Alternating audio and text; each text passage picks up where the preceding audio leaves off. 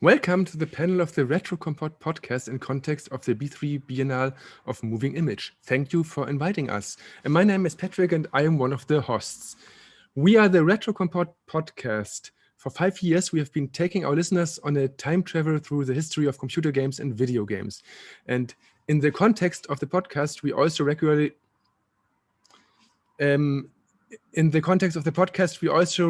interview legends from the scene, and the participants today were also guests there. You can find us at retrokompott.de. In addition, we also broadcast a video get-together on Twitch from time to time, where we play old games together. And before we start, we would like to give you an info where we are today. We have founded a small retro oasis in Hamburg, a museum with over 50 exhibits. My colleague, co-founder and co-host Robin, is also in this location and will show you a few exhibits with interesting games from time to time. Robin, are you ready? Bienvenue and welcome to our Playable Museum. My name is Robin and we started about 30 years ago in the games industry, from a games rental, purchase and sales shop to a club for the preservation of the game culture to our small museum we are right now. We have always accompanied the retro scene. Of course, at that time, this was not yet retro.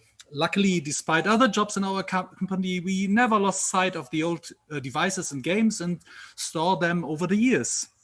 Like with good wine, the older the better, you know. At some point, we had to decide what to do with the stock, and through our experience with the podcast, there's sometimes over 10,000 retro fans at the month joined our channel. So we decided to make the collection public again. As a public museum, for visitors, small events or celebrations, we want to make a journey into the past. This is the current place, and it's fascinating to see that not only contemporary witnesses are interested in such a journey, younger people visit us and play and study the games and computer graphics and computer art of the past. Due to the corona pandemic, the project was almost destroyed. With help, we would not exist anymore. And we are still looking for supporters for this project, because there is nothing better than to see happy people going home at the end of an evening after an event. Every day, we continue to fight for the preservations of this oasis to play culture. I will interrupt the panel from time to time and show you individual games and hardware that were graphically and artistically interesting in their time period and have influenced the history of computer games. But before that, we will continue with the panel. Yeah, of course we are not alone here today. It's about graphics and computers, and we are lucky to have an expert with us in our team for a long time, who has been working on C64 games for companies like Starbyte, Magic Bytes, and various publications in the demo scene. Iron Soldier, Stone Age, Invest, Rolling Ronnie are, for example, his early works. Assembloids, Karen and the Tangled Tentacles, the newer ones, as he still pixelates for old computers and consoles, and he's also responsible for parts of a current high-quality graphical implementation of Eye of the Beholder on the C64, which will be ready soon. We are proud that he's also a member of the extended team of our podcast for years, and that he joined us today as a co-host and expert. Welcome, Oliver Lindau. Yes, hello, Patrick and Robin. Yeah, as you have said, I have been quite a long time with computer graphics and stuff, and I started my stuff somewhere in the late 80s, and have been a computer graphic artist for computer games from 1990 to 1994, about the time, and left the business back then and got back to the business, not to the business, but to the demo scene somewhere in 2008. For some years, did some demo stuff, did pixel art mostly, and after some years, a friend of mine asked me to do graphics for games again, and in 2015, I started with this thing, and where the thing went back then. Yeah, of course, we have also international guests on this panel today. Next, I would like to welcome Tony Galvez, a Spanish video game designer who did graphics and sounds on various systems. I met him at a retro event in London, and perhaps it's nice to hear how the development of games and graphics changed in the years. He did some conversions of retro games too, provided video and characters, for example, for the 8-bit Symphony retro project, and is working for old machines like the Game Boy still today. Welcome to our panel, Tony. Hi. Hello, guys. Nice to meet you. Yeah, one guest will join us some minutes later, but we have a special one too. And it's a special honor for us to welcome the next participant of this round. He worked for more than 30 years in the game industry on more than 300 titles as artist, game designer, manager, producer, and author. He worked for Imagine Software and Ocean, for example, and has been involved in several games for the Sinclair ZX Spectrum, such as The Never-Ending Story, Leaderboard, Miami Vice, Highlander, Terra Cresta, Silent Service, Platoon, Target Renegade, SimCity, and more. He is a true industry veteran and computer artist, a retro legend. Welcome, Simon Butler. Welcome. Yeah, I do prefer the name veteran rather than legend. I don't know what I've done really that people like. Just haven't left the industry. I stick around like a bad smell. But yeah, I'm busy at the moment. Today I was finishing off some pixels for a Hamburg company, Crazy Bunch, doing some old school pixels for a new Leisure Suit Larry title. So yeah, I keep busy. I like to think that I'm okay. I'm far from one of the best. There are people out there who are infinitely better than me. And hopefully I'll get a chance to name drop some of the amazing artists that are out there. Yeah, the next participant is joining us in the background. We have to wait some seconds until he's here, but we can start with the first round if you want. It would be interesting for us. How did you get the idea to create graphics for computer games? Who's going to go first? Oh, okay, I'll go first.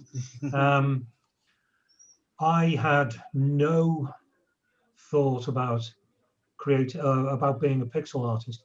I loved the arcades. I loved the arcade machines, and I was a great fan of all the games. I spent way too much time and money, and then the industry. It wasn't even the industry. Began. Companies started appearing. There were several in Liverpool, and a friend of mine asked me to do one job. So I went, did this one job. It took 2 days. It was the best paid job, or the best paid 2 days of my entire career. And I thought that was it. I was finished. I was going to go back to London, work in advertising, but life had different plans for me. So my advertising career never really took off, and I found myself back in Liverpool, and I just thought, well, I'll do a few more computer games and then head back to London. And 37 years later, I'm still here. So I'm either doing something right or doing something wrong. I don't know. It depends on who you ask. Tony, why did you create graphics for computer games? Well, since I was a kid, I always loved to draw, and computers and consoles always fascinated me. So I decided one day I would like to do graphics for video games, and then I saw the Spectrum, and I met the Commodore Amiga, and I started playing with the Deluxe Paint, and I were quite satisfied. It was quite satisfying. So I decided to keep learning myself, because when I was a teenager, there were not the school for video game graphics and art, so it was all like painting painting with real canvas and all that thing. Nothing about related to video games or graphics. So I learned myself all these years, and I found that I worked in more than 30 games in all my career. So it's pretty amazing to be like that, you know, to work on all those games for different systems. Oliver, how did you get the idea to do graphics for computers? At what time was that? Well, doing graphics was always a passion. I was painting and sketching all the time since I was a little child, and when later in school, I played some games. First of all, on friend's C64, which was really fascinating. It's I feel similar to Tony, but things. Well, I need some time for this. I was mostly playing games, and sometime my father bought a Amstrad Cpc, which was quite fascinating. This was the first time I did computer graphics, I have to say, with basic commands, which was very archaic, I have to say. And later on, when I had my own C128, I started with a tool called Koala Painter, which was from today's perspective, it was quite an adventure, because I did not own the original and had to use the original. I have to say that there was something like, it was very like sketching, because you had a tablet with a pen to paint pictures, and I do not own the original and need to do this with the joystick, and the controls were quite they were not very precise, and pictures took way much time, but it was quite fascinating. And after some time, then a tool came out which was called a Schulermack Construction Kit by Palace Software. And this was a kind of a game construction kit which has all parts which are necessary to do shooter games. And so you could do some animations with little objects. You can do background graphics. You could do attack waves and stuff. And this was kind of a passion from that moment. And I tried to get into the industry, which wasn't that easy, because I wasn't living in big cities where all communities were along. I lived somewhere in rural areas, and I took half a year phoning after company after company after company after company until one said yes. We can now welcome the last participant of this round. He's now online. It's the editor Richard Löwenstein, who has worked for Amiga Joker and PC Joker for a long time as journalist, and was later also editor-in-chief there. Even today, he's still well known in the retro scene, and in the last years, he introduced a game series called Reshoot, now working on the third part for the Amiga. Hi, Richard. Try to switch on the micro, please.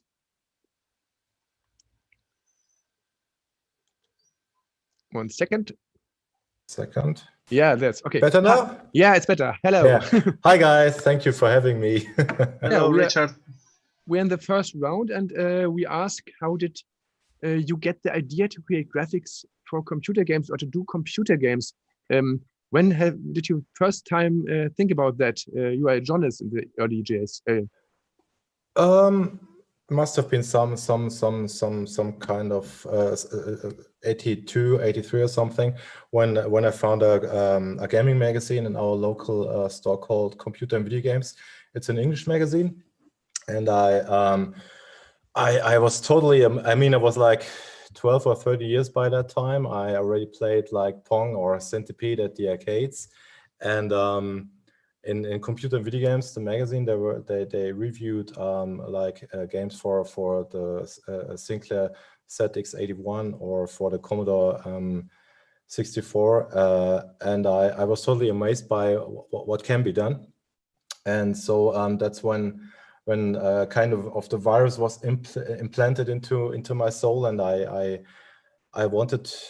really wanted to have a computer, and so I got my Texas Instruments TI 99 in probably 83 or something, or 84, and just began developing games and drawing my own computer graphics by having some checkerboard thing in front of me, and with a pen just drawing filling all the squares, and then trying to somehow translate all these filled squares from a checkerboard into the Commodore, into the TI.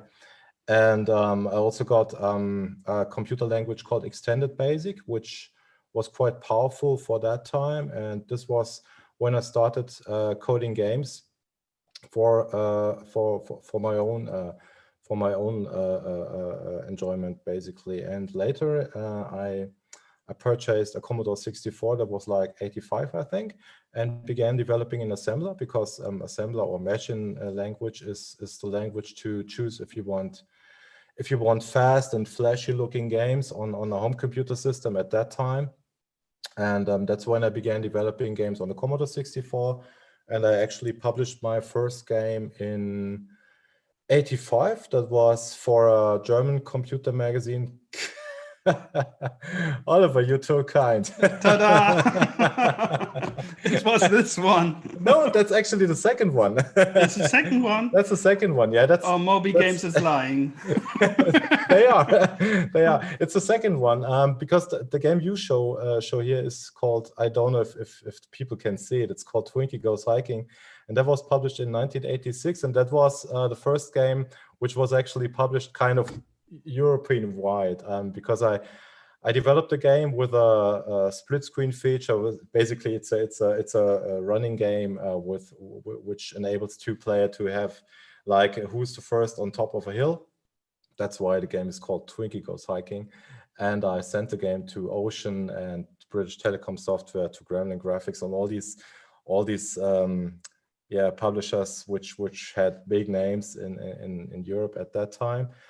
And actually, I got very kind letters from some of these companies, and one letter even had a contract with it. That was from Firebird Software, British Telecom Software, and they published the game. That was in '86, and that's why I actually thought, hey, this is fun.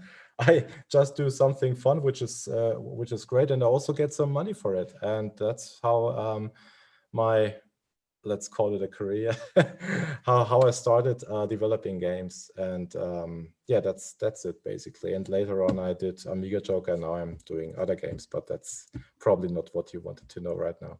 And nice to see the example. Thanks, Oliver. If you talk, we can see it again. Perhaps our listeners, visitors did not see it. Oliver? Yeah, this game here. Oh God, don't start it, please. It's pretty hard, I have to say. You have to use the joystick. Yeah, I do. I think you're. Oh my God. Could it be that this is two-player mode? Because actually the computer-controlled character at the lower part of the screen should he should be able to reach the goal, usually. So you need a second player. Okay, we want to see more examples, and Robin is here in the location, and I think he can show us some art, some graphics, some games of the past. Robin, are you here? Yes, I'm here, and as you see, I got our first piece of technique from the.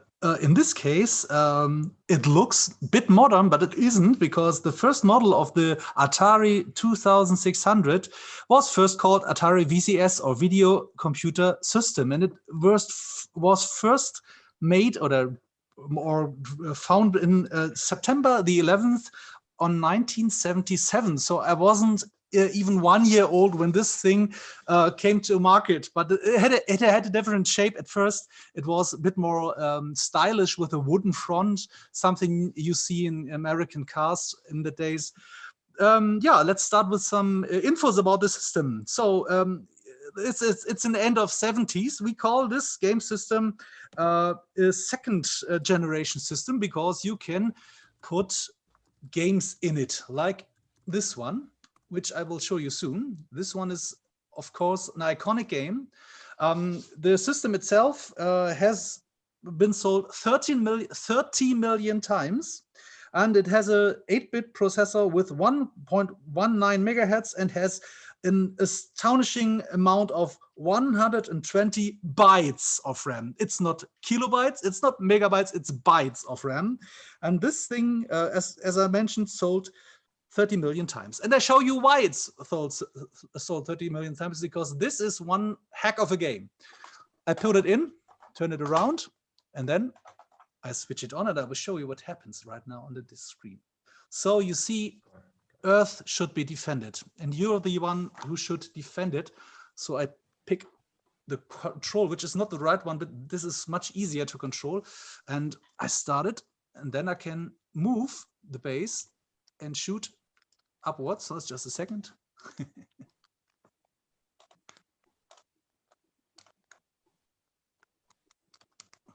That's the wrong key. No. So this game is from called Space Invader, as I mentioned. It's from Taito. This is the original company who produced the game, but they produced it for an arcade. So you can only see this game at first in an arcade. I mean, like a store with many arcades in it, and you pay for every game. And the Atari 2600 was a console where you didn't have to pay for every game. You just buy a game, buy the console, put the game in, and you can play as long as you like. And this was something impossible for at that time. And so the company sold so many games from this type of module. It was you cannot imagine. It was millions and millions, and they made $450 million profit with this game. And Space Invaders is considered one of the most influential video games of all the time. It helped expand the video game industry from a novelty to a global industry. And what does that mean is that 30 million systems from then, I think at least 10 million systems in the early 80s, which made it possible for bigger companies to produce video games. And this game for the system is from 1980 because it had a maiden conversion. And yeah, of course, we have it in our store or in our museum. And from time to time, some younger guys play it. And it's always funny to see 10-year-old girls and boys play a game from 1977. Yeah, let's move a bit. We've got something more here. So I take the camera, make some shaky movements. No, it's not so much shaky. No, don't show pictures here. So this one is our next participant. Just a second. At first, this one. Look at the beauty. The beauty of the VC20. It's Commodore's first try to produce a machine for the big market, not just for the expensive market. And so the Commodore Vc20, you know it as VIC-20 around the world, but in Germany they decided to call it Vc20. Yeah, to sound it not so strangely. If you got German ancestry or know what VIC means, okay, you got the point. This is a true home computer. It has a MOS processor with 1.1 megahertz in the PAL. It has 5 kilobytes of SRAM, so not bytes like in the Atari. And it was sold in this one is a German version. It could have been sold for 199 Deutschmarks or 199 pounds. And this is from 1981. And from that time, as I mentioned at Atari, many bigger companies thought about making conversions for home computers and video games. And so they made something which would be now would be impossible. This game has a Donkey Kong version for it. So as you see, Donkey Kong is of course a Nintendo game, and Nintendo always keeps it private mostly. But in this time they thought, oh, so many VC20s or VIC-20s around. Let's give a company a time to build a made a conversion. And so this one is a conversion, and this is the true graphics you will see. This is a much more modern version of a screen, because this is a flat screen, but it is a flat screen with a very good electronics within. So you nearly see as same crappy picture as you would have seen it on a television in the early 80s. And this game is firstly made in 1981 for the arcade, and Nintendo made a lot of money with it. And this version for the game is from, I think, 1983. So you got Donkey Kong, which is the guy here up. This is the princess. Oh, the princess is gone. And the funny thing is that if it changes the picture, you will see that there's a guy. And the guy, you would say, of course, this is Mario. No, this isn't Mario. This is the jump guy, because Nintendo later called him Mario and gave him a job because he was just a jump guy at the beginning. For many, this is here. This is Mario. I could move him if I would start it. So start with 25 meters. And now I could move the Jumpman, aka Mario. Mario doesn't look so well, but he's in good shape, I think. Mario is dead. At least one of his lives. Another thing to tell, this machine was the entrance for Commodore in the home computer market, as I mentioned, and we will come later to another machine which is more common in German living rooms and around the 80s, but this one was, of course, a start for many. But now I will do another quick change of position. You can see now our location here. I just move around. And we take on the other side of the world. So this machine here is called MSX, and the MSX is something you would call also just as I mentioned with the VC20 in the game, a very strange behavior of companies, because the MSX is a cooperation between Microsoft and the ASCII Corporation. In 1983 to standardize a system, like you would think about video systems like VHS or Video 2000 or Betamax, something like this. And it was this system, not this one, but the systems you could see in the market was made by National, Sony, Pioneer, Panasonic, Samsung, Sharp, Philips, Canon, Yamaha, Toshiba, Mitsubishi, Sanyo, JVC, Fujitsu, Spectra Video, Goldstar, Hitachi, Kyocera, Yashica, Daewoo, Dragon MSX, and Casio. So this is just a standard, and they could change the shape. They could change many things about the machines, and it was just a standard. So it was much easier for the Eastern market to build something, not that you have 10 types of systems, you just have one type of system. And they even made it more easier for them because they made new generations, but the new generation always have to be compatible with the generation before. And so this means for Japan, aside of the Famicom system, which was of course a video game system, this one is more like it's a home computer, some sort of that. And it was a starting point for many series like this one. I will talk about later, Antarctic Adventure. It was a starting point for Bomberman, for Metal Gear Solid, for Parodius and Puyo Puyo. The system has a C-Log processor running at 3.58 megahertz and has 8 kilobyte of RAM. The one machine we are running here is a Philips. So this is a version made for Philips, and it has 128 kilobytes of memory, which is much memory for machines of that age. And I will show you the game, because the game is very nice. It's called Antarctic Adventure. It's from 1983. And it's from Konami, as you see, a very hidden brand in the middle of the screen. And the game is very, very beautiful. For you as children, you can play it. As grown-ups, you like to play it because it's difficult in sort of points.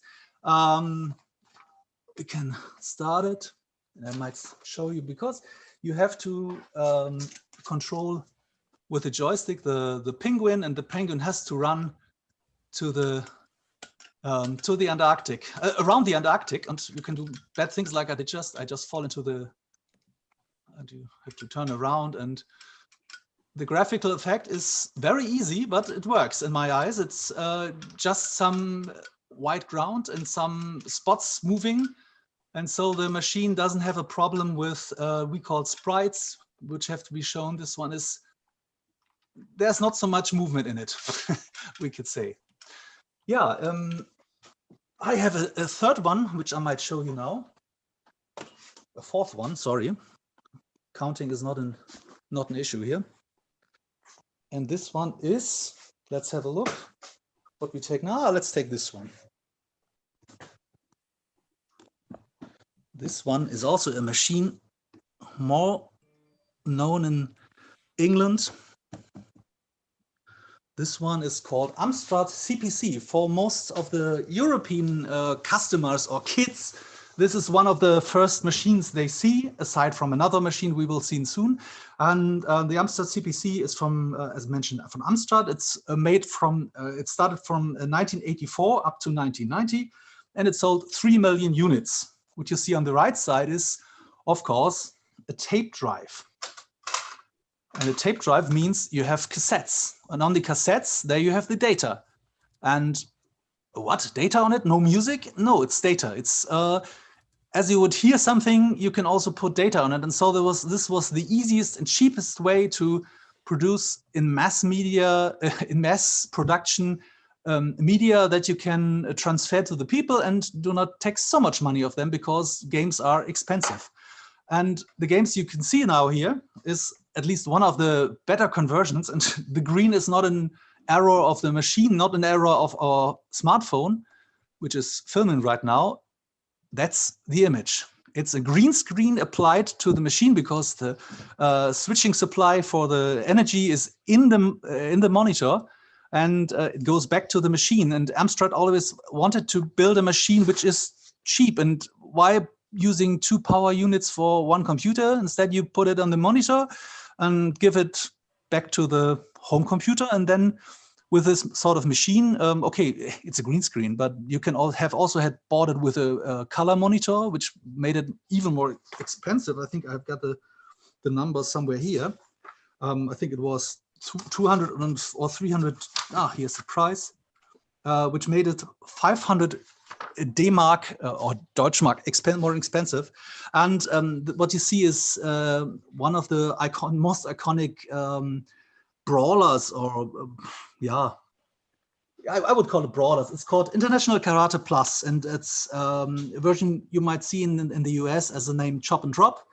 You can choose one of the 3 warriors and have to be the last one standing, and then you have to do some nasty things with balls falling around. You have to defend them. And this game is designed by Archer McLean, and Systems 3 is the company. It's an English company, and it's from October 1987. So we're moving in the time, and as you see between the other ones, okay, this one is green, but you see the pixels are even smaller now. I have to go a bit further. Perhaps you can see. What a pleasure. I think from this point of view, a green view back to Patrick. Yeah, thanks for showing us. We have another computer since some months, but we are not really compatible with it. Perhaps Simon can help us. We have a Sinclair Spectrum, and the Germans or some European countries. Which one is it? The one? It's a +2, I think. But the Germans or some European countries have problems with it, and we don't understand why the English industry or the English people like this computer. Can you tell us something about the special of this computer and the special of the love to the computer? We can't understand it. I think the simple answer is because Here in the UK, we had what was called the 8-bit wars. Kids in the schoolyard would argue. I mean, I was too old for all this, so I only read about this or heard about it from other people. So the kids would stand and they would argue, my computer's better than yours because mine's a Commodore 64 and I've got wonderful scrolling and I've got 8-bit music, chip tunes, and the Spectrum owners would say, yeah, but you've got those nasty big pixels and we've got tiny little square pixels. So I think Spectrum owners, it was a very British machine. Because it was an English product, the target audience initially was England. Until last year, I did not know that the Spectrum had traveled outside of England. I knew from working in France and in Berlin and Hamburg that the 64 was the machine. And I assumed that the 64 was all of Europe. But I went to Poland last year to a retro convention, and the machine from Poland for the rest of Europe seems to be the Spectrum. The Spectrum jumped right across Belgium, France, Germany, Spain, and Italy, and landed. As far as I Poland know, and it's very Czechoslovakia. popular in Russia. I believe so. Yes, there are people in Russia creating absolutely amazing games. I mean, they are pushing. I think it's because the longer you have a machine, the more you can get it to do. There is a computer programmer here in the UK, very famous. His name's Jim Bagley. And he managed to get all of Dragon's Lair into the ZX Spectrum. It doesn't look like the video arcade game Dragon's Lair with all the colors, but it's Dragon's Lair. You can see what's happening on screen. And Jim keeps managing to get really big games into the Spectrum. So the longer you have a machine, the more you can make it sing and dance. But I think the love affair was because it was English. People, Alan Sugar, the guy behind Amstrad, he was hoping that the English market would like a second English machine, the Amstrad, and it was never as successful. I mean, I liked all three machines, mainly because I developed graphics for all three of the 8-bit machines. So I had no real sort of preference, one more than the other. I mean, I liked the Spectrum because of the square pixels. So when you drew something on the Spectrum, it looked like what you saw in your head. When you drew something on the Amstrad or the Commodore 64, you had these huge wide pixels that were 2 across and 1 down. So well, but only because people were addicted to the multicolor mode. C64 had the same graphic modes as the Spectrum with a higher resolution, but almost nobody used it except for conversions of the Spectrum. Exactly. Commodore 64 owners wanted, because of the color limitation in the high res mode, 64 owners, they wanted every color. Well, it was a joke we used to have. We used to say, Commodore 64 owners want every color on screen at once, flashing, and that's because you could. And some of the 64 coders that I worked with, once they started getting technical and getting sprites in the border and being really clever, I mean, some of the demo guys now are just doing unreal things, but people would not accept. I mean, I actually did a game in high-res mode because I wanted the graphics to look like the arcade graphics. The game was called Athena, and one of the reviews said the graphics looked like they were drawn by a blind monkey. And they were probably right.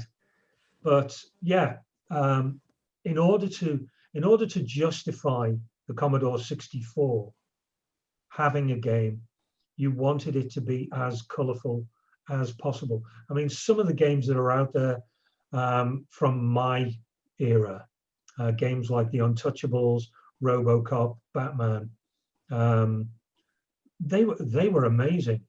The artist Steve Thompson, he really could make the Commodore sing when it came to doing graphics. Me, I was like, I was okay, but nothing special. Let me tell you something. Remembering Combat School, it's got amazing graphics in all the versions, but the one I prefer is the Commodore 64 because I got high-res characters, colorful. Yes and no. When Combat School, the arcade machine, was delivered to Ocean, we'd not seen a game like it before because it had training levels and then lots of training levels, I think maybe 8. And then there was an adventure where you used your skills. And I was the lead artist on the, well, I was the main artist on the 64 version. And I said to my lead coder, Dave Collier, I said, can we please have high-res overlays on the sprites? Because there's only, we had split screen. Mm-hmm. And he said, yeah, okay, there's only one sprite on screen or one character. So it made up out of all the sprites. And so we had ordinary double width pixels and then high-res overlays. And the reason that I mean, it wasn't me being clever. I remembered playing a game from Odin Software called Heartland on the Commodore 64, and I could not believe the graphics when I saw them. It had a black background, it had a little guy wearing a top hat, and it didn't look like Commodore 64 graphics. And it was the coder who said, oh no, they've put high-res overlays on top of the double width pixels. And ever since I saw that sprite, I always wanted an opportunity to use high-res overlays.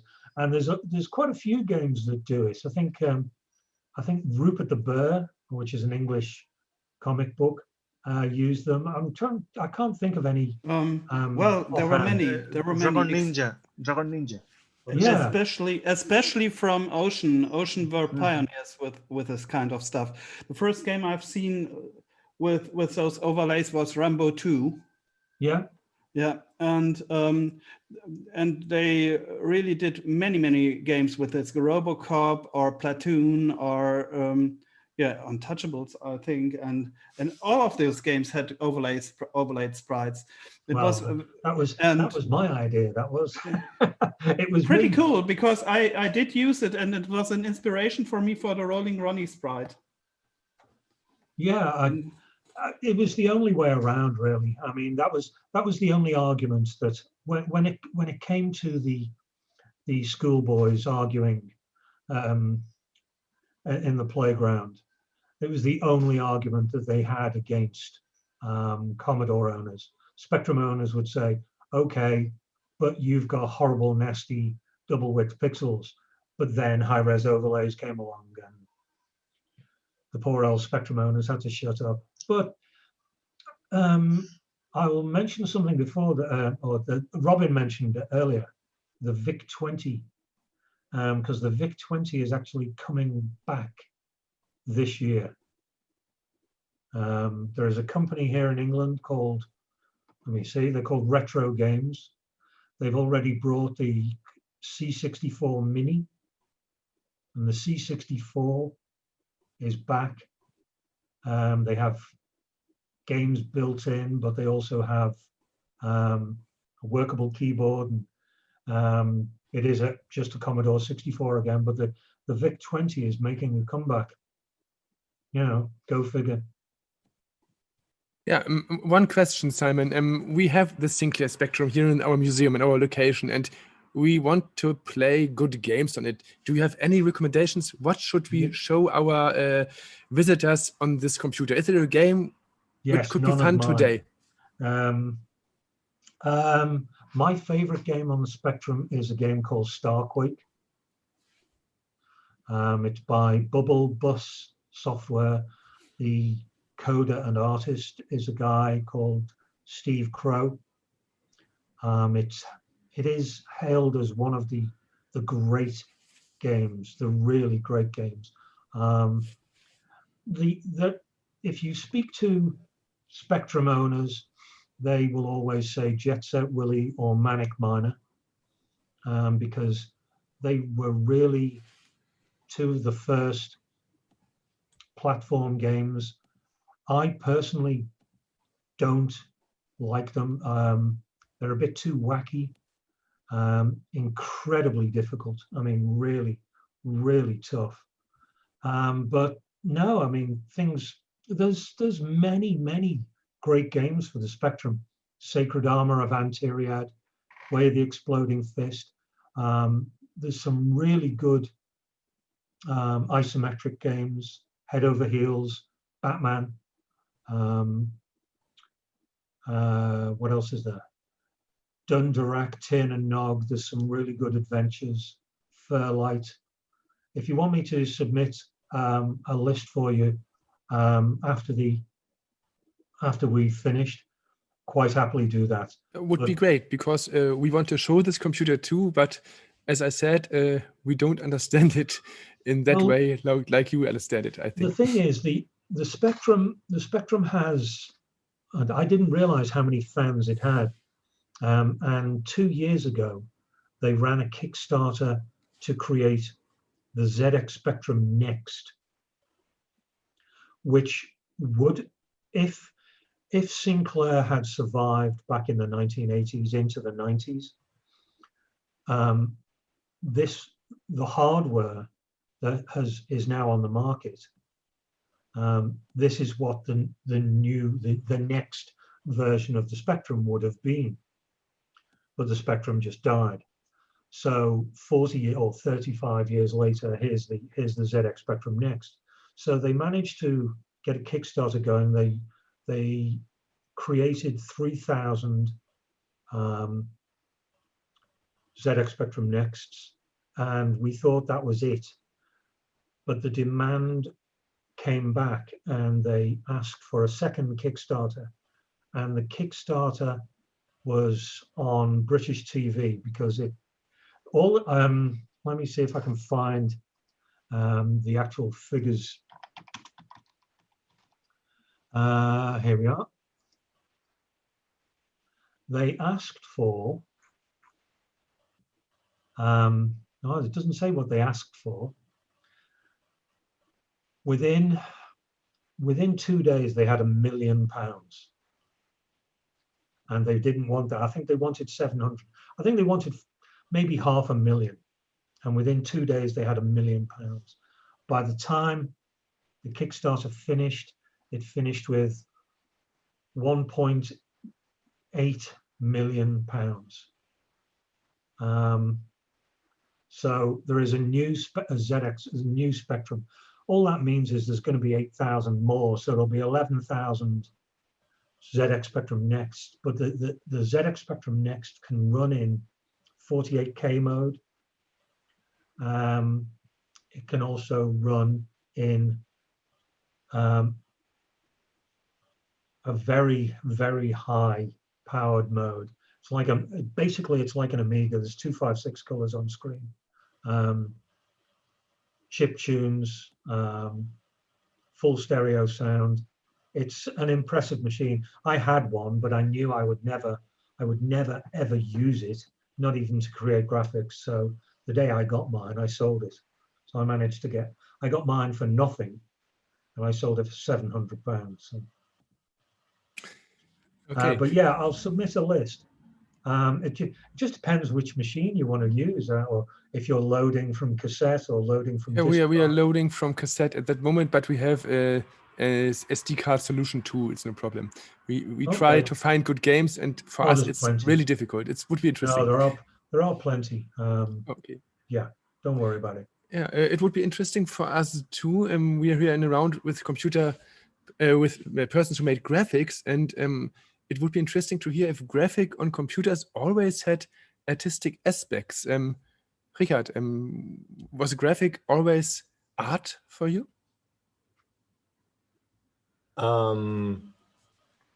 Well, I'm not really a graphics guy. You know, I did the graphics for my first few games, but not unlike for example, Oliver, who really is a master of arts. I'm just trying to. I always tried to just fill my code and my sound with some visual stuff, which is not too ugly. Actually, I think in the computer graphics are in the early years, like in the 80s, they were largely defined by technical aspects, what can be done and what needs to be done in order to make the game recognizable. And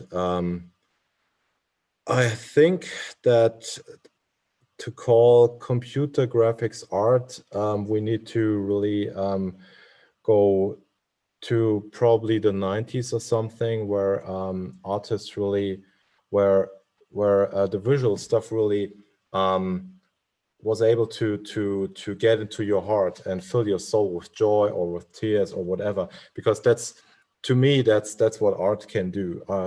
Art is when it's able to really fill humans with any kind of emotions. And I think the games we are talking right now from the mid of the 80s, they probably looked good and they made you probably want to reach another stage, another level, just to see how the graphics look there.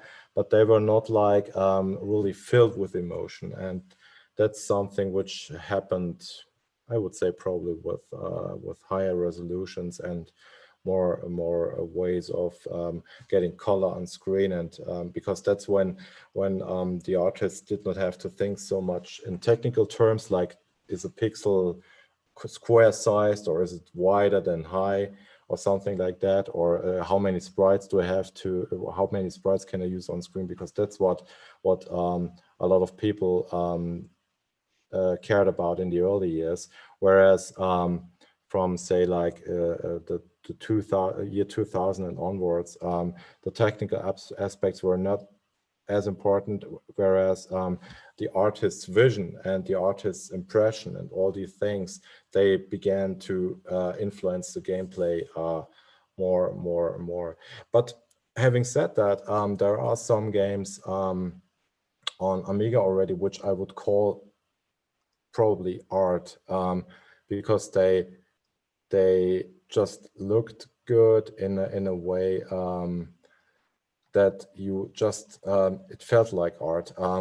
I need some help now, because I do know there's an Amiga shoot 'em up, a horizontal scrolling shoot 'em up, which has a giant owl in it, which just flies through the screen. It's by a company called Art and Magic, and I just cannot remember the name. Probably someone else can. Agony, exactly, yeah. And that's one of the first games which I would call which puts so many visual excellence into a game that I would call this maybe could be called art. Maybe already Shadow of the Beast in some areas could be called art.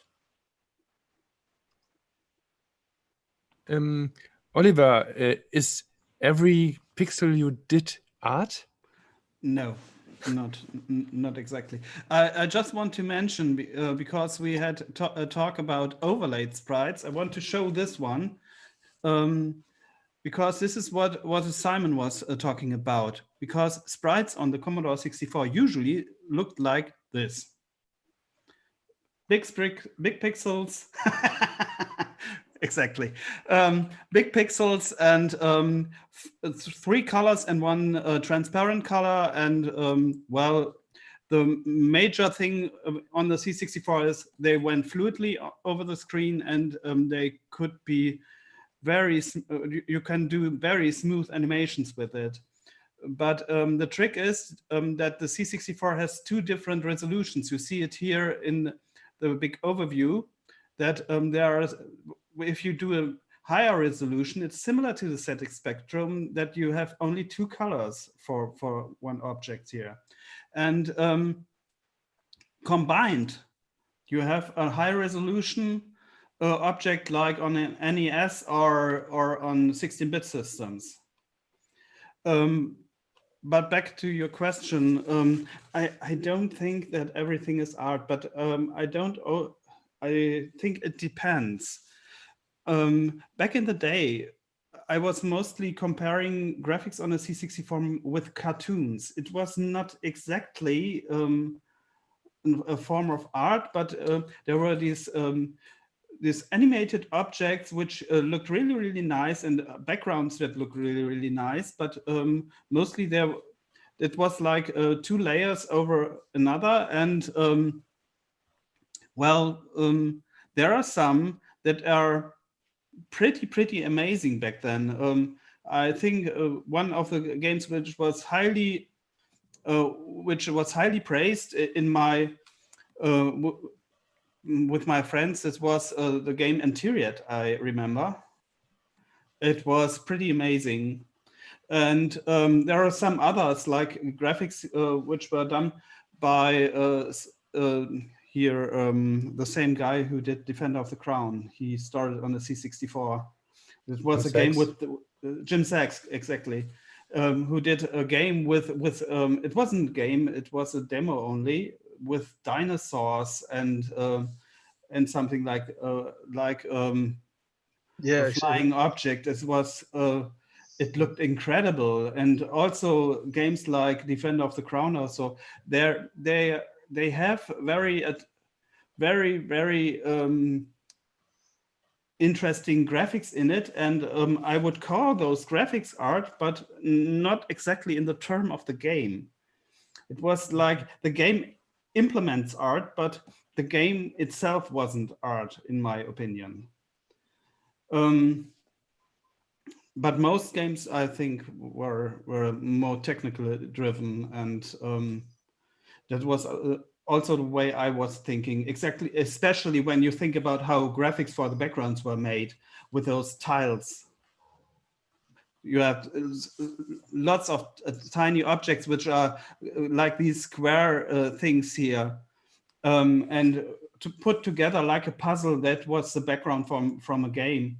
And I didn't expect this like art, like a form of art. This came later when I didn't think about the restrictions anymore. I was just doing stuff. Then things became more artificial, I think, more like an art form. The same question to Tony. Did you create art, or what do you call your pixels? Well, I never thought this was art. Just when you create pixels, like I create, I'm thinking on someone that looks cool, or I want to represent some form of character or background, but I never thinking on art. It's something maybe with 16-bit systems and beyond, where you get 32 colors, 4,000 colors or more. Maybe you got almost no restrictions, and you can consider like it looks like a real painting. or something more accurate. But well, with 8-bit computers, it's not art. It's just graphics, at least for me. Some of you create graphics in the very early days. Were there role models at that time for you? No, excuse me. No, with me, no. My very first game, like I said earlier, I was called in to Imagine to help out. They needed a version of Pedro's Garden done on the BBC. They didn't have an artist available. So one of my friends called me in and said, can you do this? And I said, well, I don't know. Well, what do I do? And he showed me graph paper, you know, with the little squares on, with all the sprites. So it's like black square, white square, black square, white square. And he said, so here's the BBC keyboard. Just type in the black dots. So that's what I did. But you see, that was the problem when I started as a professional full-time job in the industry was there was nobody to ask for help. There were no books. There was no internet. There were no examples of other people's work. Yeah, you could look at screenshots in some of the game magazines, but right at the very beginning, there weren't many magazines either. So there was no one that I could copy from. There was nobody I could admire. There was nobody I could call up and say, well, how do you do this? So when we were doing things, you know, we were doing this around the room and people were like, okay, do this, hold your arm up, and they like draw it quick and then transfer it black and white squares. But we didn't have that many frames of animation, so things were pretty awful at the beginning. But like I say, there was nobody to ask for help. You didn't have any heroes. And I'm not trying to be clever or self-important, but when I first went to Ocean to work, for me it was just a job, but I remember being shown around the office, so this is Ocean, this is where you'll be working. And my boss was saying, this is Mark, and this is John, and this is Stephen, this is Simon Butler. And people were going, oh, that's Simon Butler, you know, because I'd already been in the industry, like, I don't know, 5 years or something. So I was a veteran already by the time I got to Ocean. So I suppose I was a hero to some people. But no, there was nobody other than my friend Steve Kane, who was an amazing 64 artist. Well, he was just an amazing artist. I admired what he did, and I learned a lot from him. But when I came into the industry, we didn't know anyone else. You know, we knew our company, we knew everyone that we worked with, but we didn't know anyone who worked at Gremlin or any of the other studios around the country. When I started, it was much easier for me. In 1992, I get to work to Beat Managers. It was a Spanish video game development studio for Game Boy Color and PlayStation at that time. And after using the Lieberstein 5 on the Amiga, I had to use the Lieberstein 2 on the PC. It was a little bit painful but we got that, and we get some tools to convert sprites and other things. Much easier than in the beginning of the 80s, obviously. And managed the graphics for the Game Boy Color was something similar to the Commodore 64. You have 4-color sprites and 4-color characters, background tiles, and it was kind of strange doing 8-bit graphics at that time, near year 2000, when PlayStation and big 3D games was around the industry.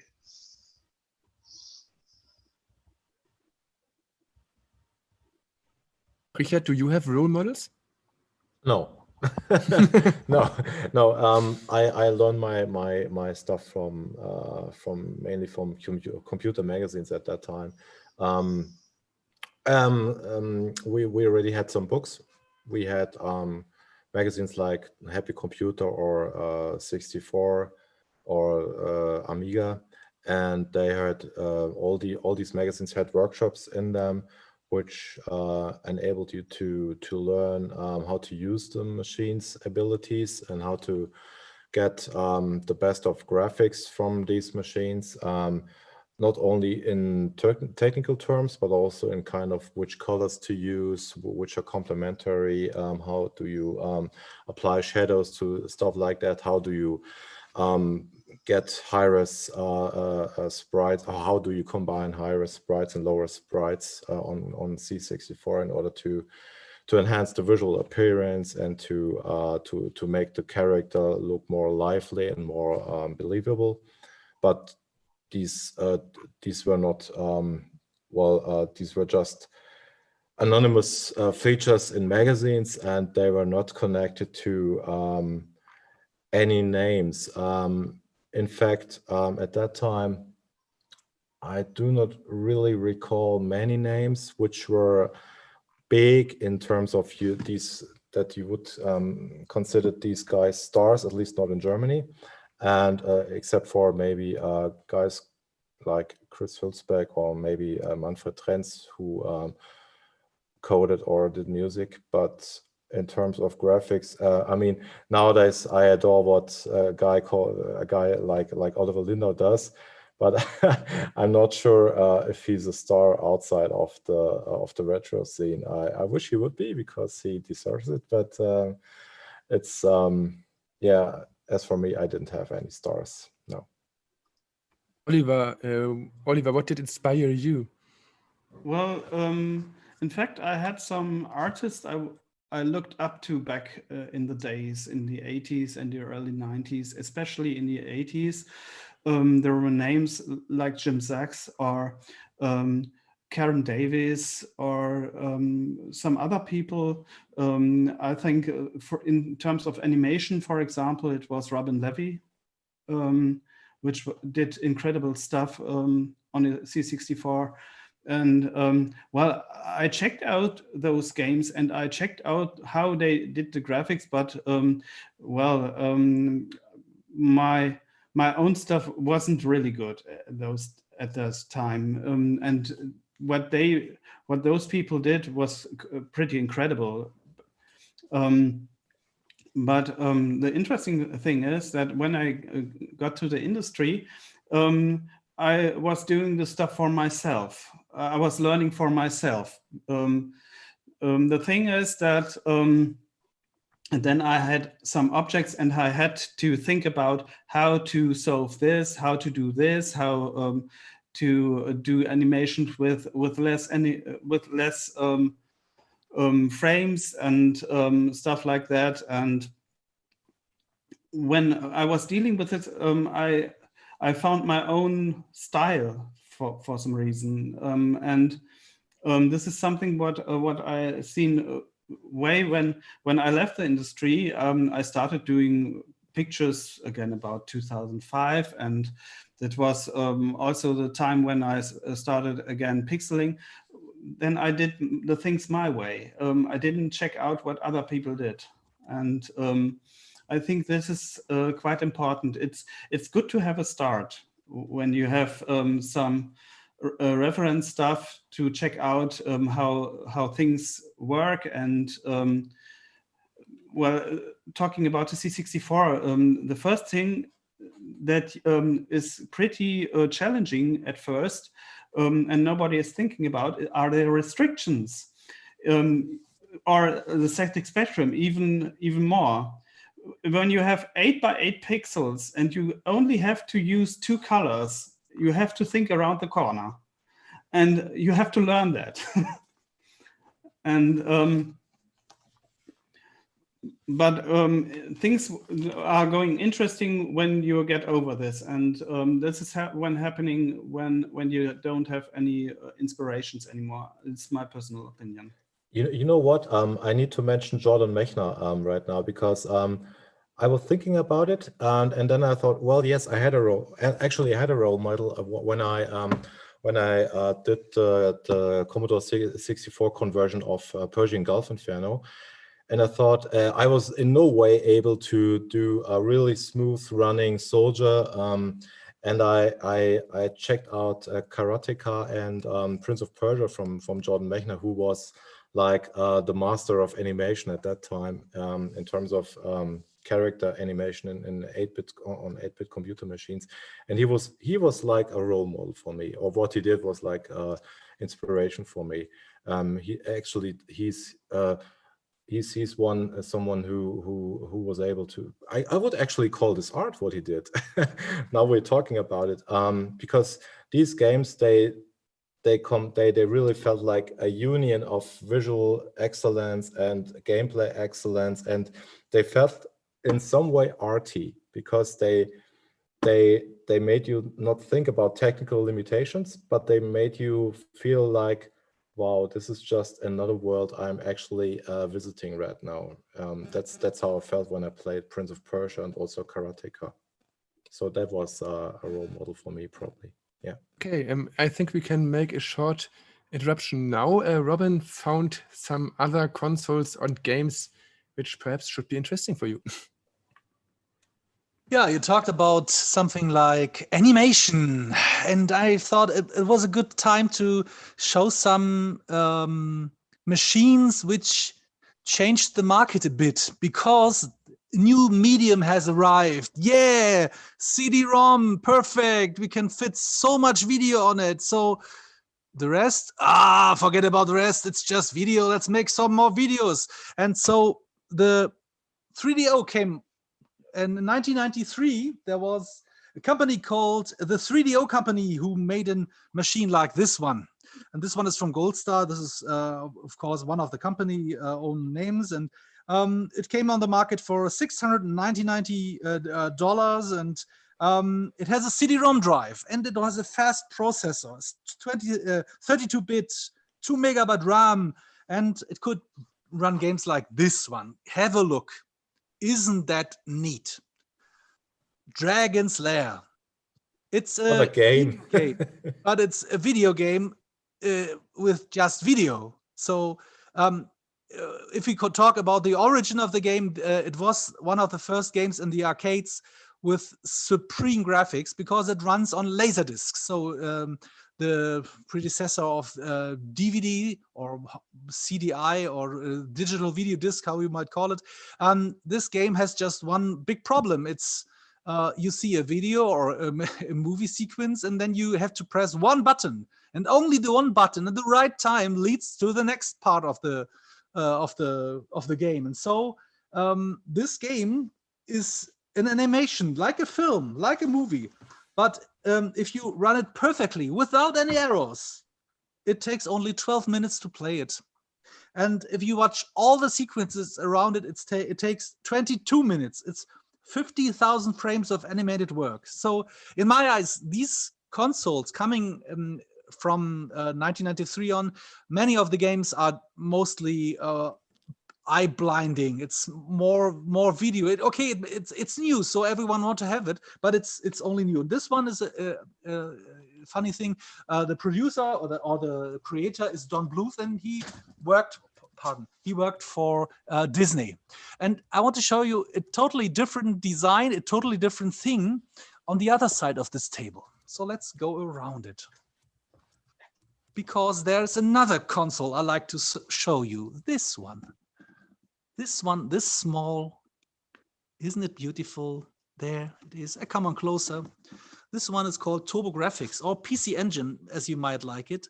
And this one has a immensely impact on the market, because this is the first console you play on, and this one has a type of arcade gaming, but it has small HU cards, and I showed it.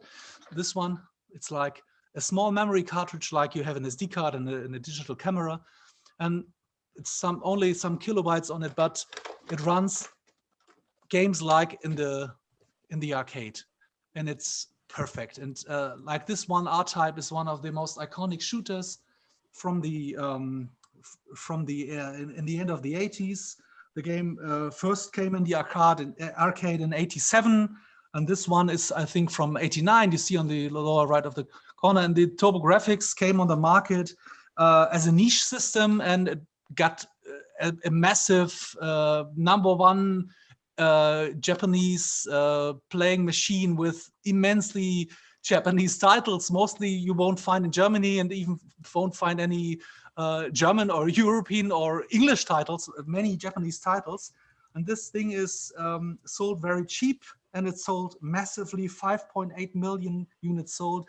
And the games are mostly type of this one, so shooters. And if you would see the version in the arcade, and if you see the version here, okay, it differs a bit, but it's for 87, this thing is, or for 88, 89, this one is a massive impact. In my eyes, these are the differences. On the one side, you have the machines with CD-ROM drives, mostly video and audio, and the other ones very well programmed. So two totally different things, but most of the people loving machines would mostly pick this one instead of the 3DO. I got the PS Engine console with many games, and I think if this console if NEC will distribute the console in 1987 in UK and Europe, it will be amazing. It will change many things.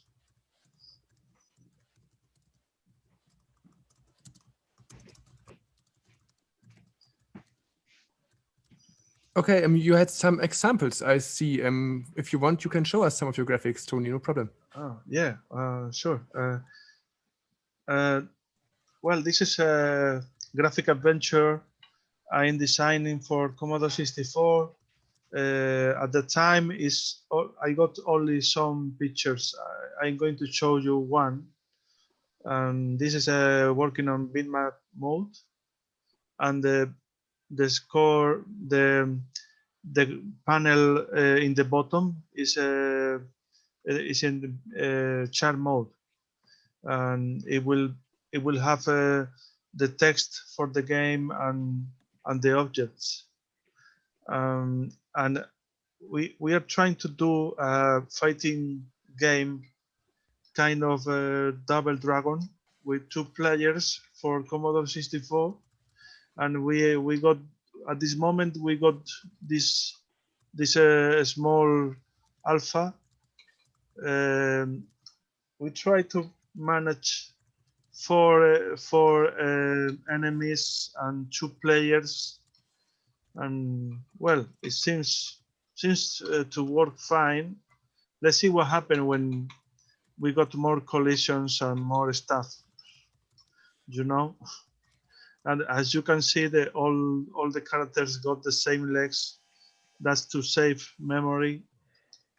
And well, my friend Jamie is working, is coding it, and hopefully we can do a funny game. apart from that, I want to show you one MSX game. This game is called Maze of Gallios. It's from Konami. I don't know why it shows in reverse, but Okay. it's, you can see the original game, how it looks. We are working on a MSX2 version of the game. And the MSX2 version is, it looks like this. It's 16 color graphics, pretty similar like Atari ST graphics, no limitations. These screens are actually from the game running. I don't. Can you see it properly, or do you see it in reverse mirror?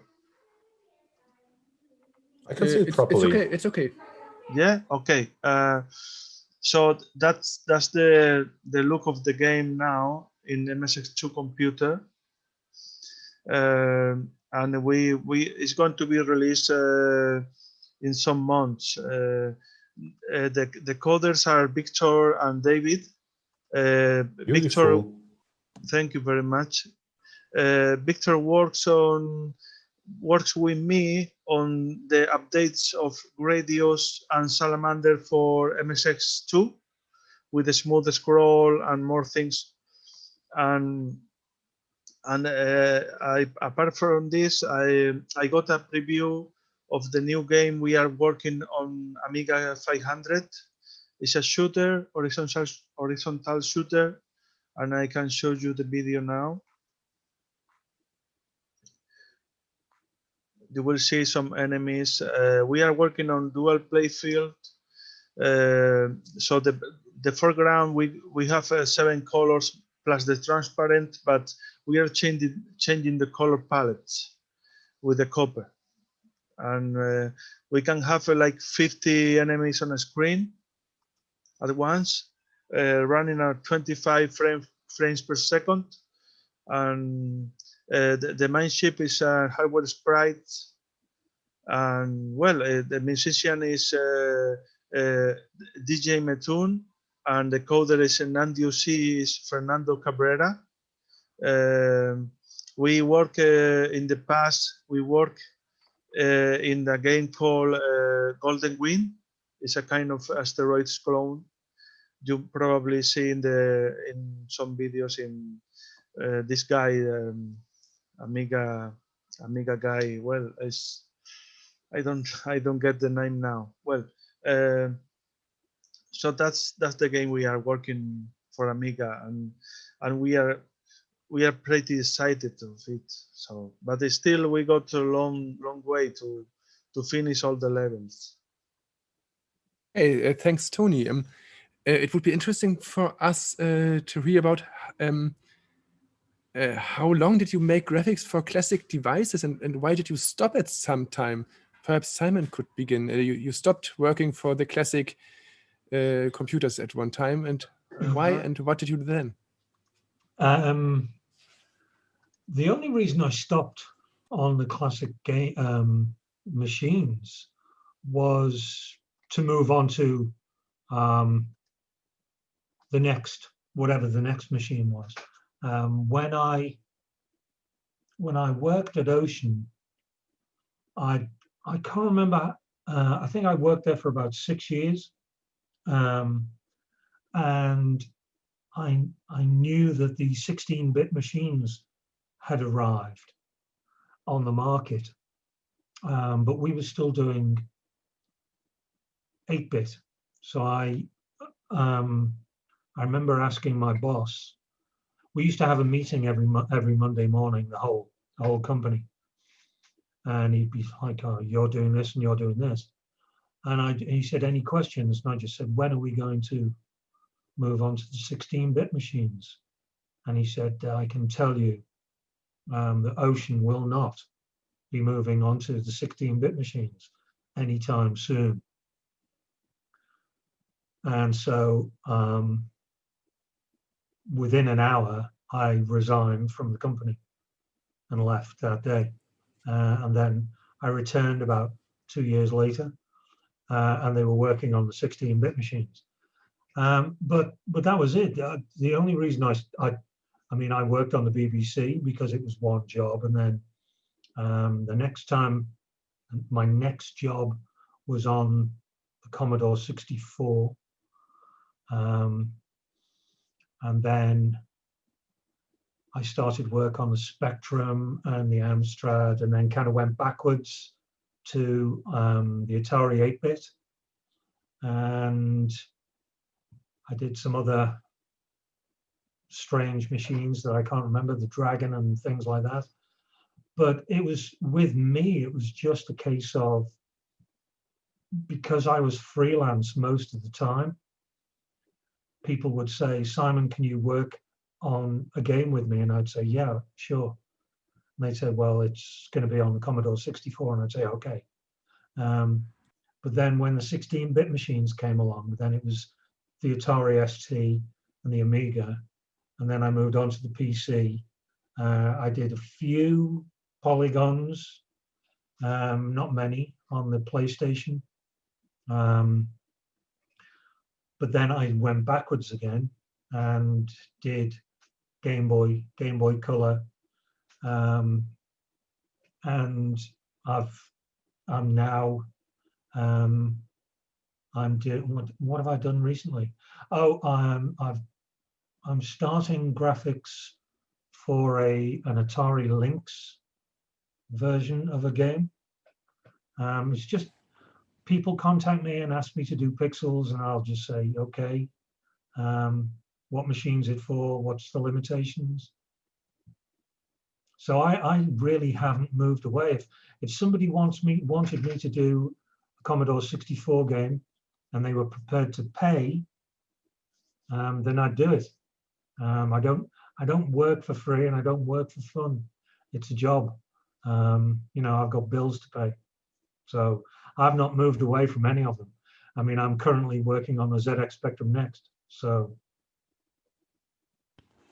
are you getting paid for the game for ZX Spectrum Next? I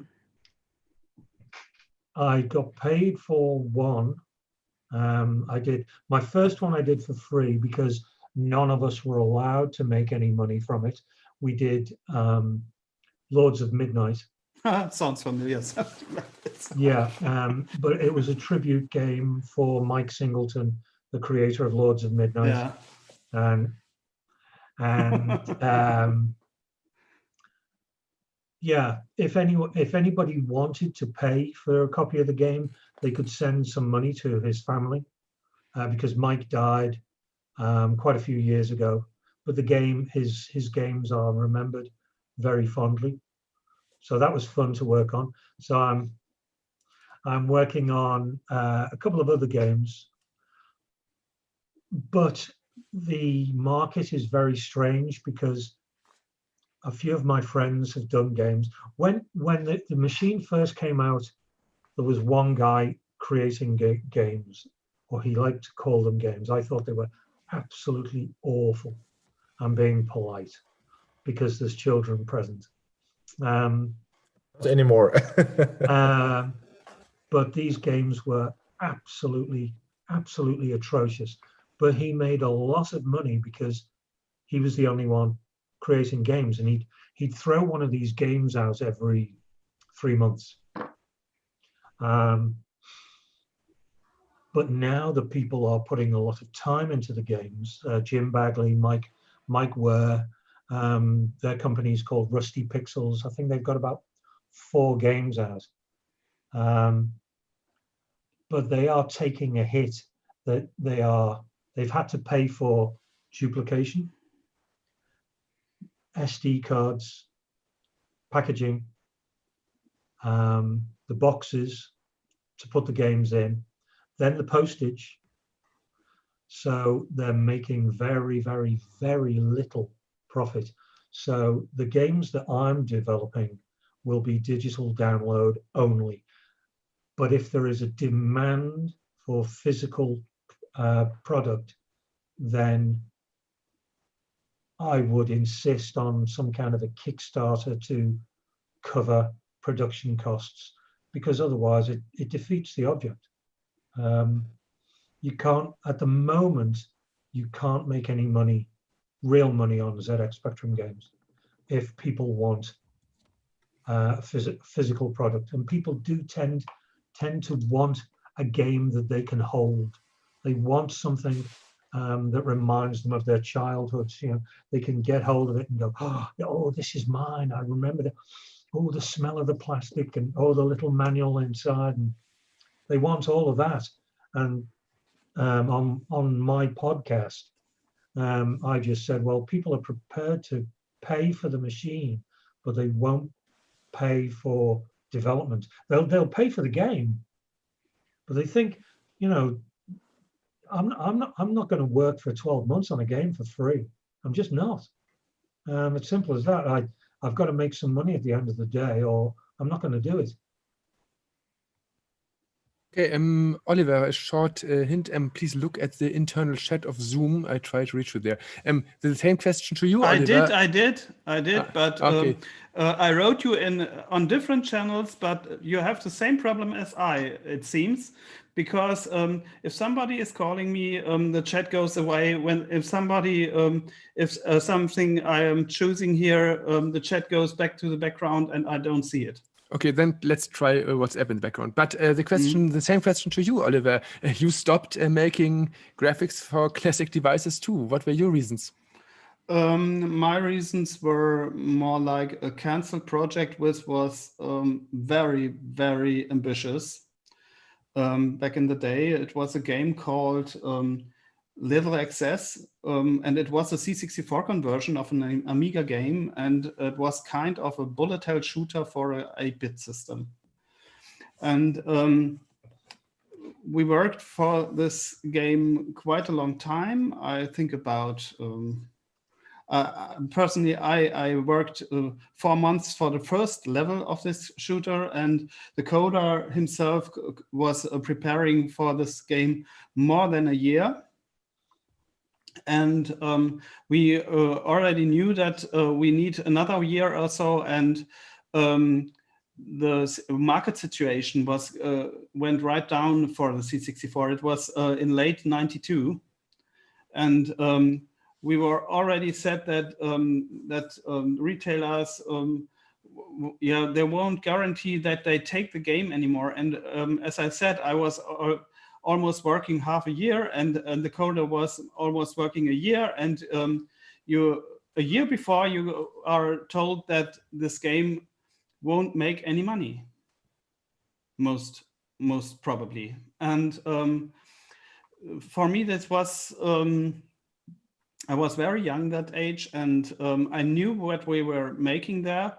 It was a game that was, in technical terms, similar to a game called Turrican.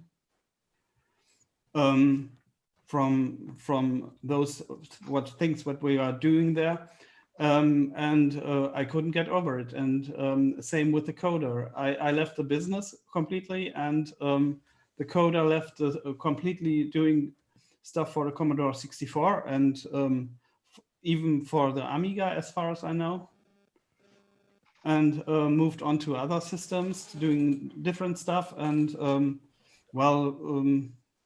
for me, it was kind of a trauma back then.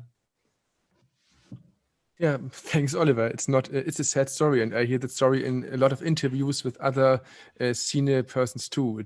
It's a problem a lot of people had in that days. But now a lot of people. Yeah, Tony.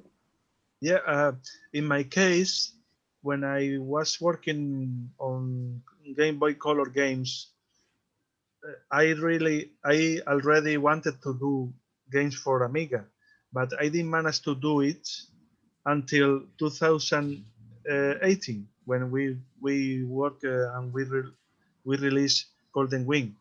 So in all those years, from 1993 to now, I managed to work on MSX games, because I knew more coders on MSX than on Commodore 64.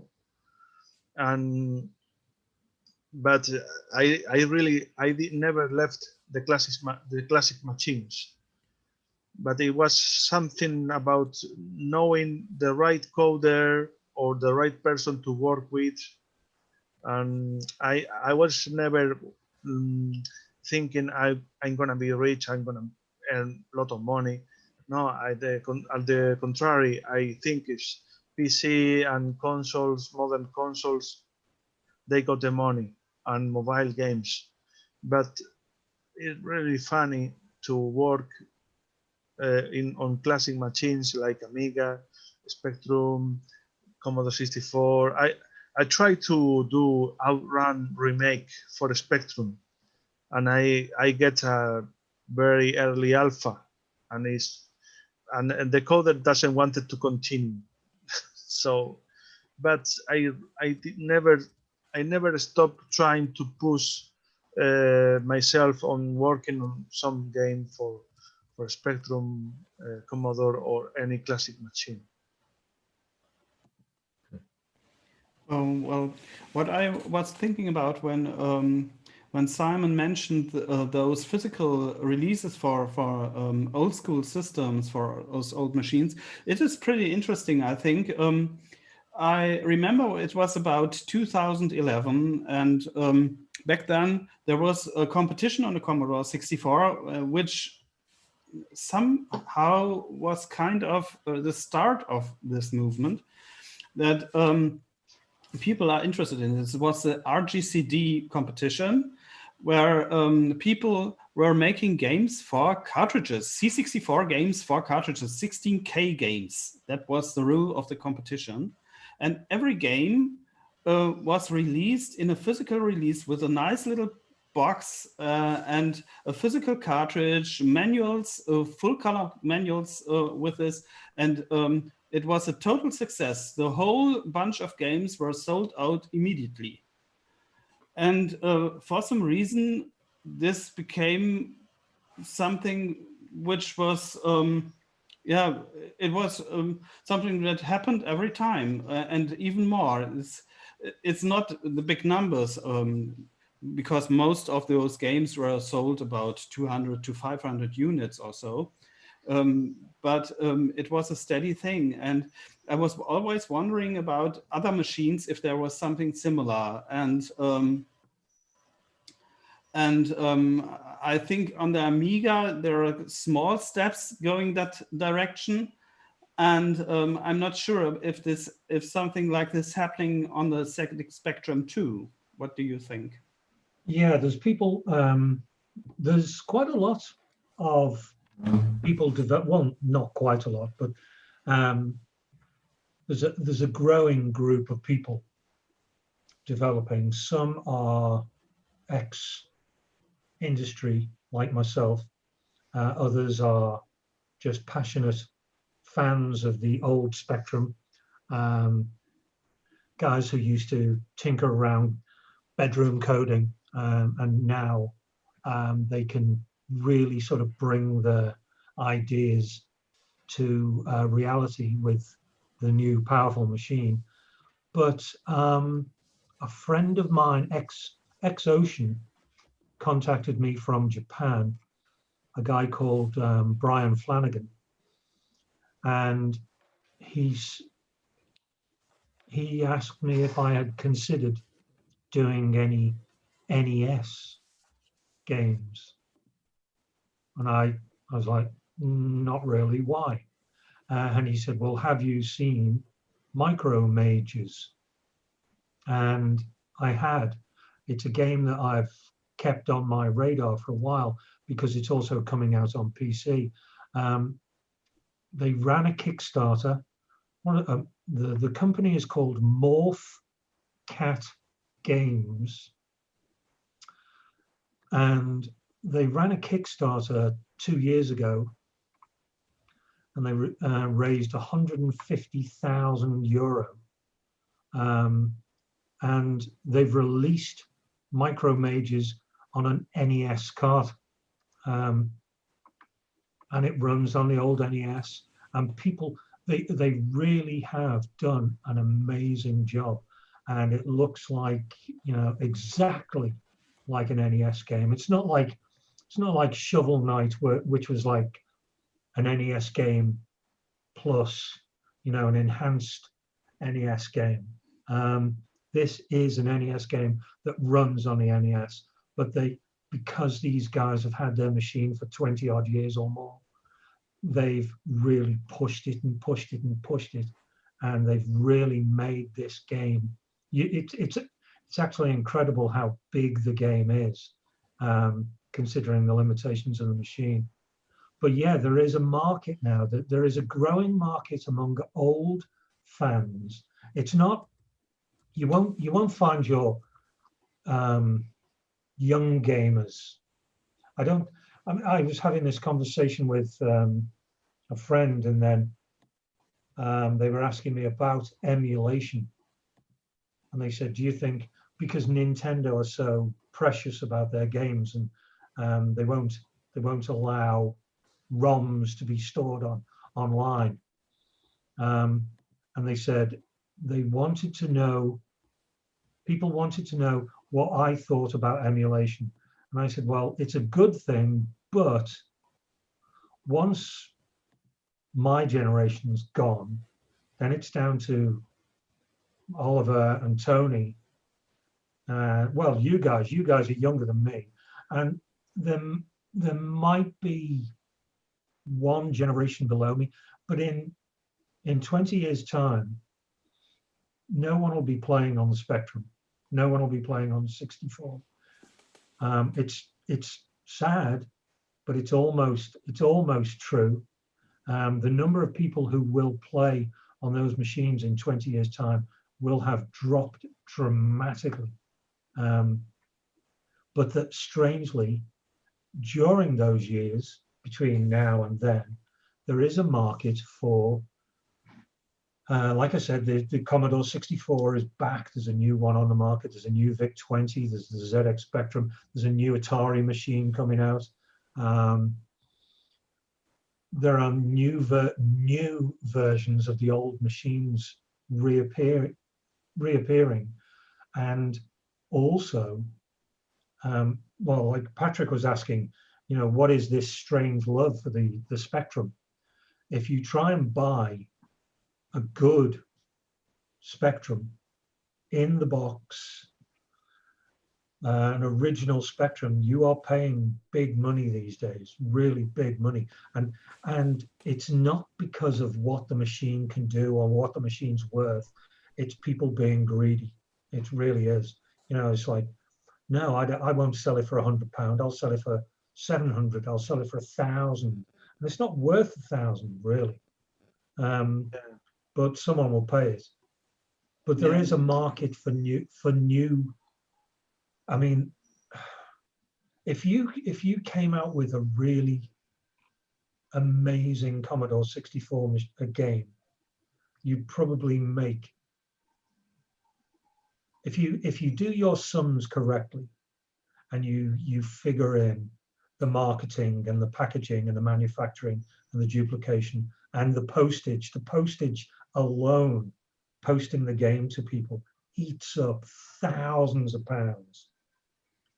So if you came up with a game that every old Commodore 64 gamer would want, you would make a lot of money, especially in America, because, you know, the 64 is America's machine. It really is. But, well, not sure about that. It's more like the NES is the American machine. Yeah. Well, no, that's their console. Yeah, but the C64 was dead in the US about 88, and well, it depends. In Europe it was 4 years later.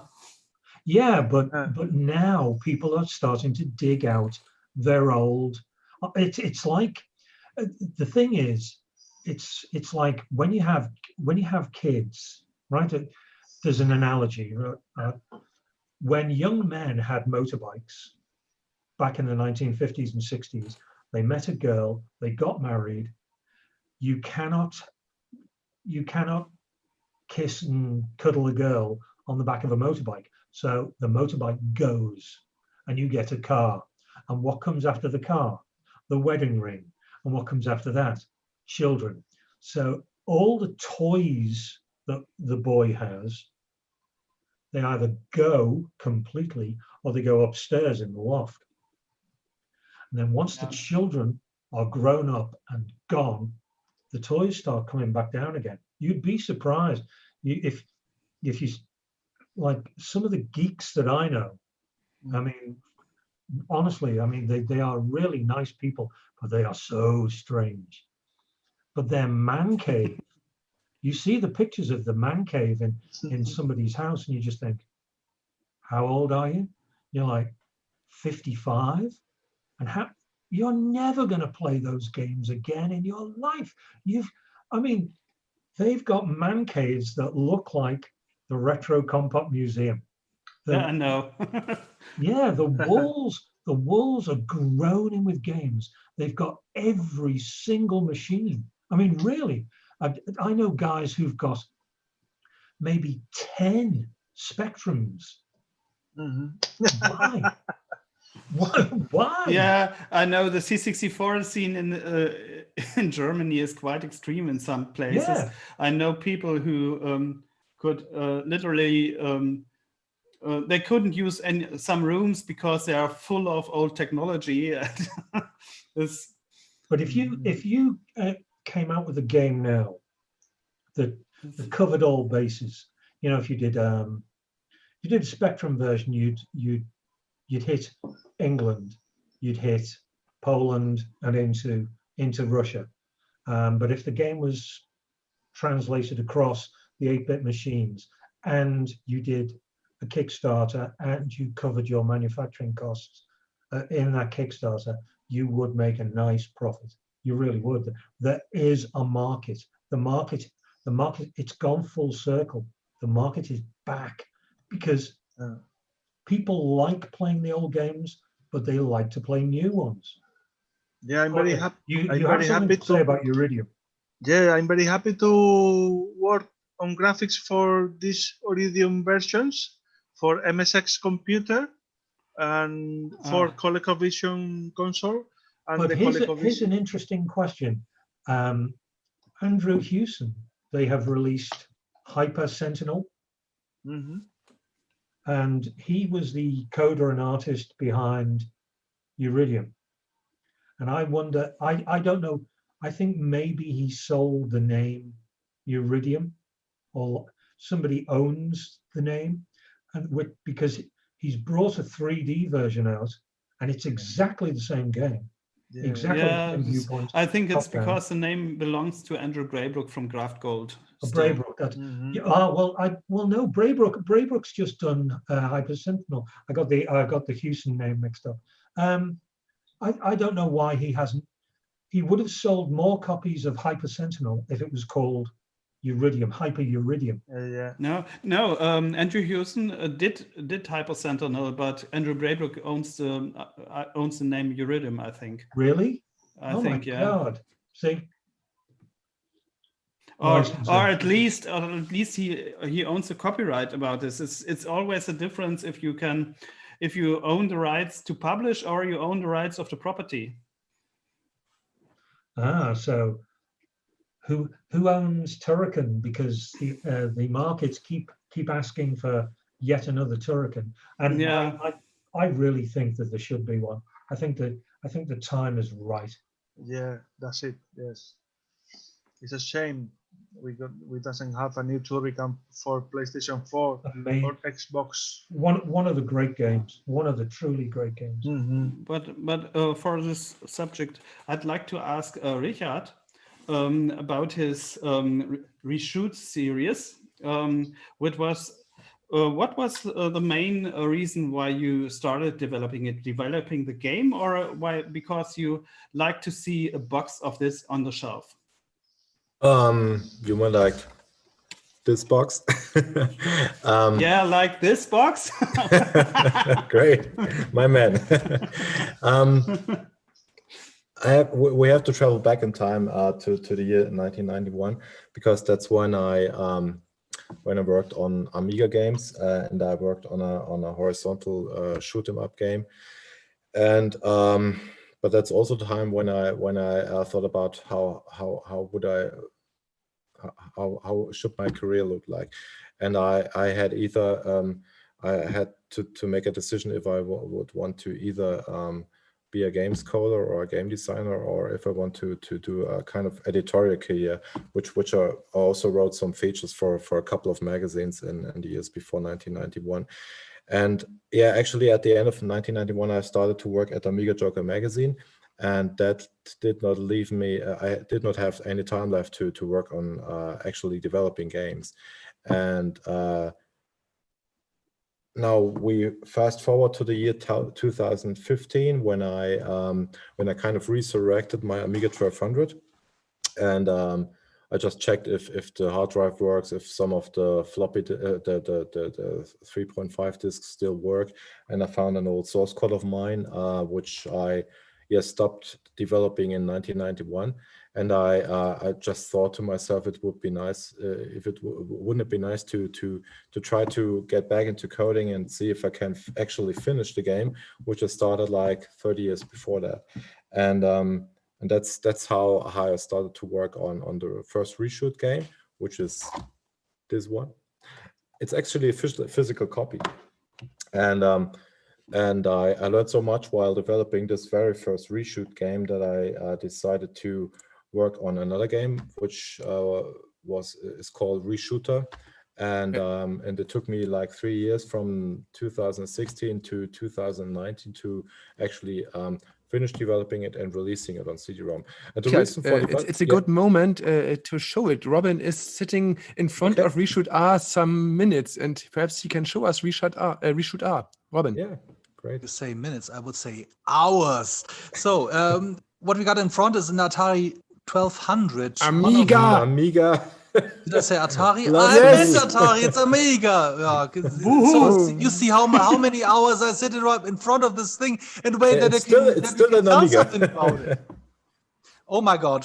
So Richard, come on. Let's tell us why this program runs on such a machine from 1993.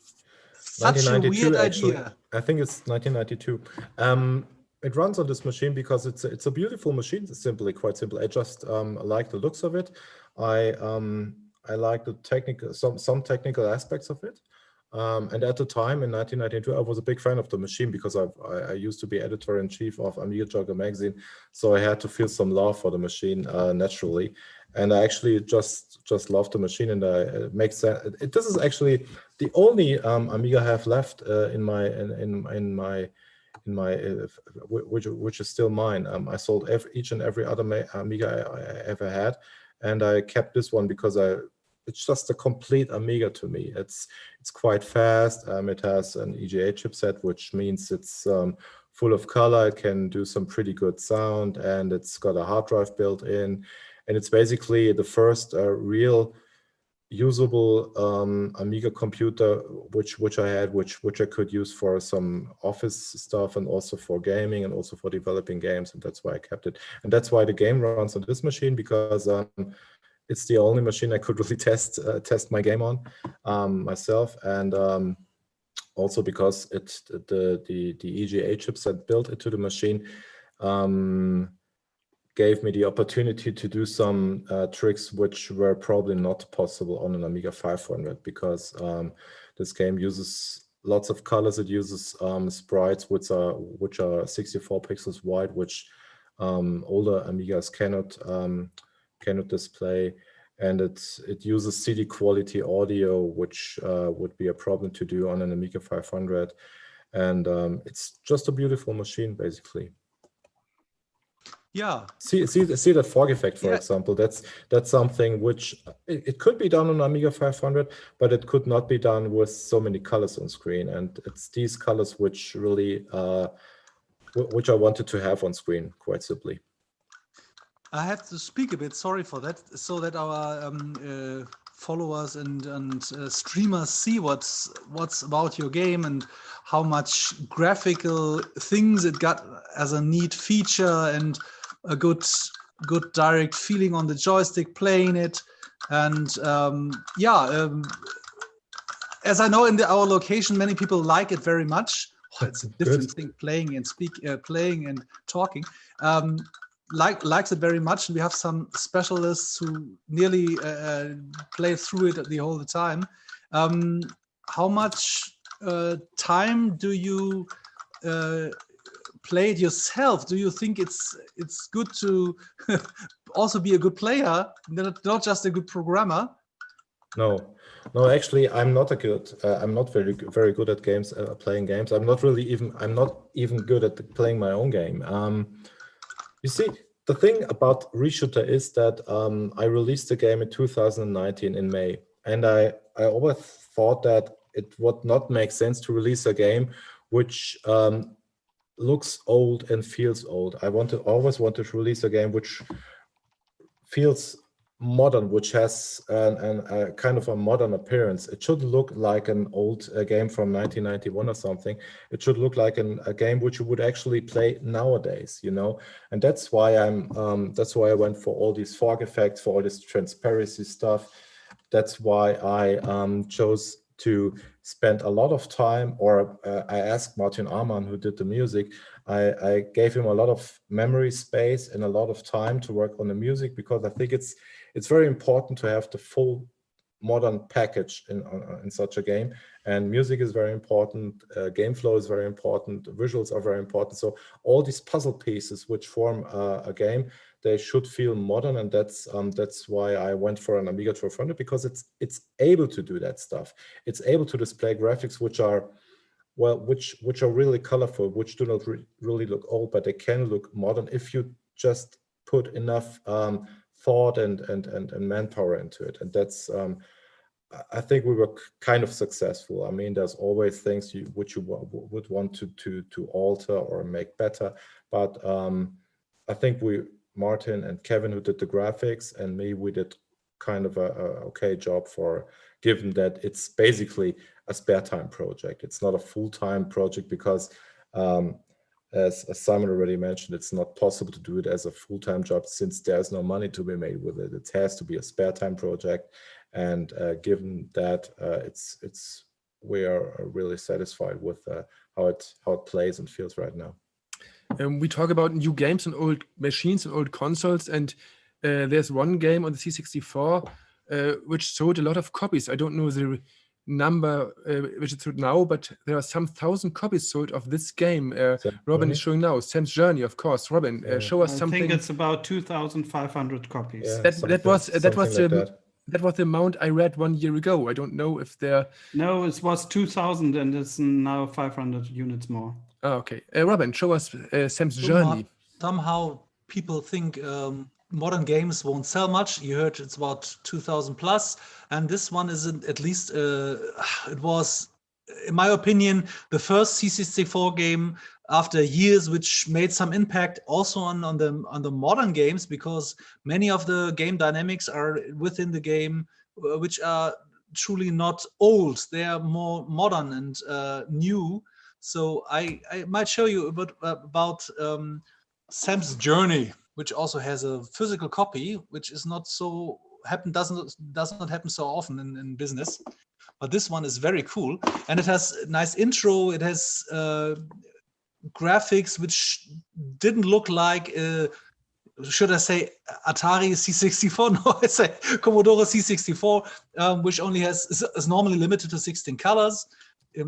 Asterisk some more details. You see an intro, a little kid is get grabbed out of the the room and into the world, and we now play into the world, fell down, and I'm always the one, all the things from the falling, and we're here, and there must be somewhere, no, I forgot it.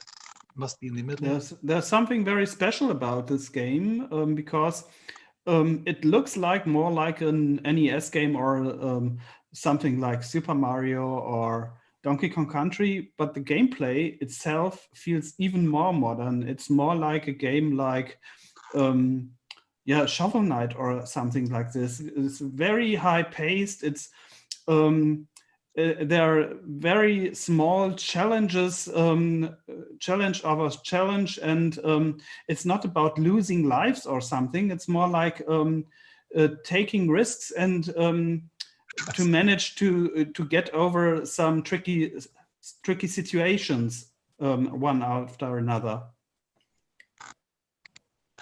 Yeah, it looks amazing. If we talk about new games on old computers, Oliver can tell us a lot of more things about it, because he is doing new things on old computers, I would say nearly every day, I think. Oliver, you decide to do new things on these computers too. Yes, but I'm not only attached to one system. I did very many systems back the recent years. Some were mentioned right now. I did mostly on the C64, but I also did some pixels for this Reshooter project, and I also did graphics on Atari Lynx, and I did some stuff for the Vectrex, which is a completely different system, which is not pixel based at all. It's more like vector graphics only. And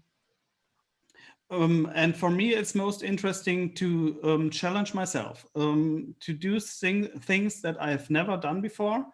And something also like I was used to do graphics and effects for the demo scene, which were mostly back in the days. There were two sections. Some said there are effects for the demo scene that could not be done for games. And what I'm doing right now is mostly the opposite. I'm doing stuff I would do for demos usually in games, and to check out if it's possible. And that led to some very interesting projects, I think. One of the most ambitious projects I've done was a point-and-click adventure game called Karen and the Tangled Tentacles, which was released in a competition first, but in an extended version with a Kickstarter with a book called Commodore 64 Compendium, which became quite successful, and I was very happy about this. And in recent years, I started a project together with some guys, or at least the coder started the project before. This was Andreas Larsson on a C64, and it is a conversion of Eye of the Beholder to the Commodore 64. And it's almost done. That's pretty amazing conversion. I love it. Thank you. Thank you. Well, like we were talking about, a market for new games on old machines. I'd forgotten there is, there is Knights of Bytes, who did Sam's Journey or Sam's Story. Then there's a guy, friend of mine, who runs Cytronic Software. Now, excuse me, I was just looking. He's Jason got, McKenzie. Yeah, there's like, I don't know, 50 Commodore 64 games, 4 Amstrad, 4 C16, 4 VIC-20, a couple of PC, then there's some Spectrum, and 3 Amiga. But he is actually, he's making a living. I mean, I don't know whether, I think he has a full-time job as well. But there you go, there's teams out there creating games for the 64. And like I say, the Russian guys on the Spectrum, they are doing things that I could not have dreamed of when I was working on Spectrum back in the 1980s. Mm-hmm. They did the best version of a Castlevania game for a home computer system on a ZX Spectrum. Yes, that's incredible. Yes, they did.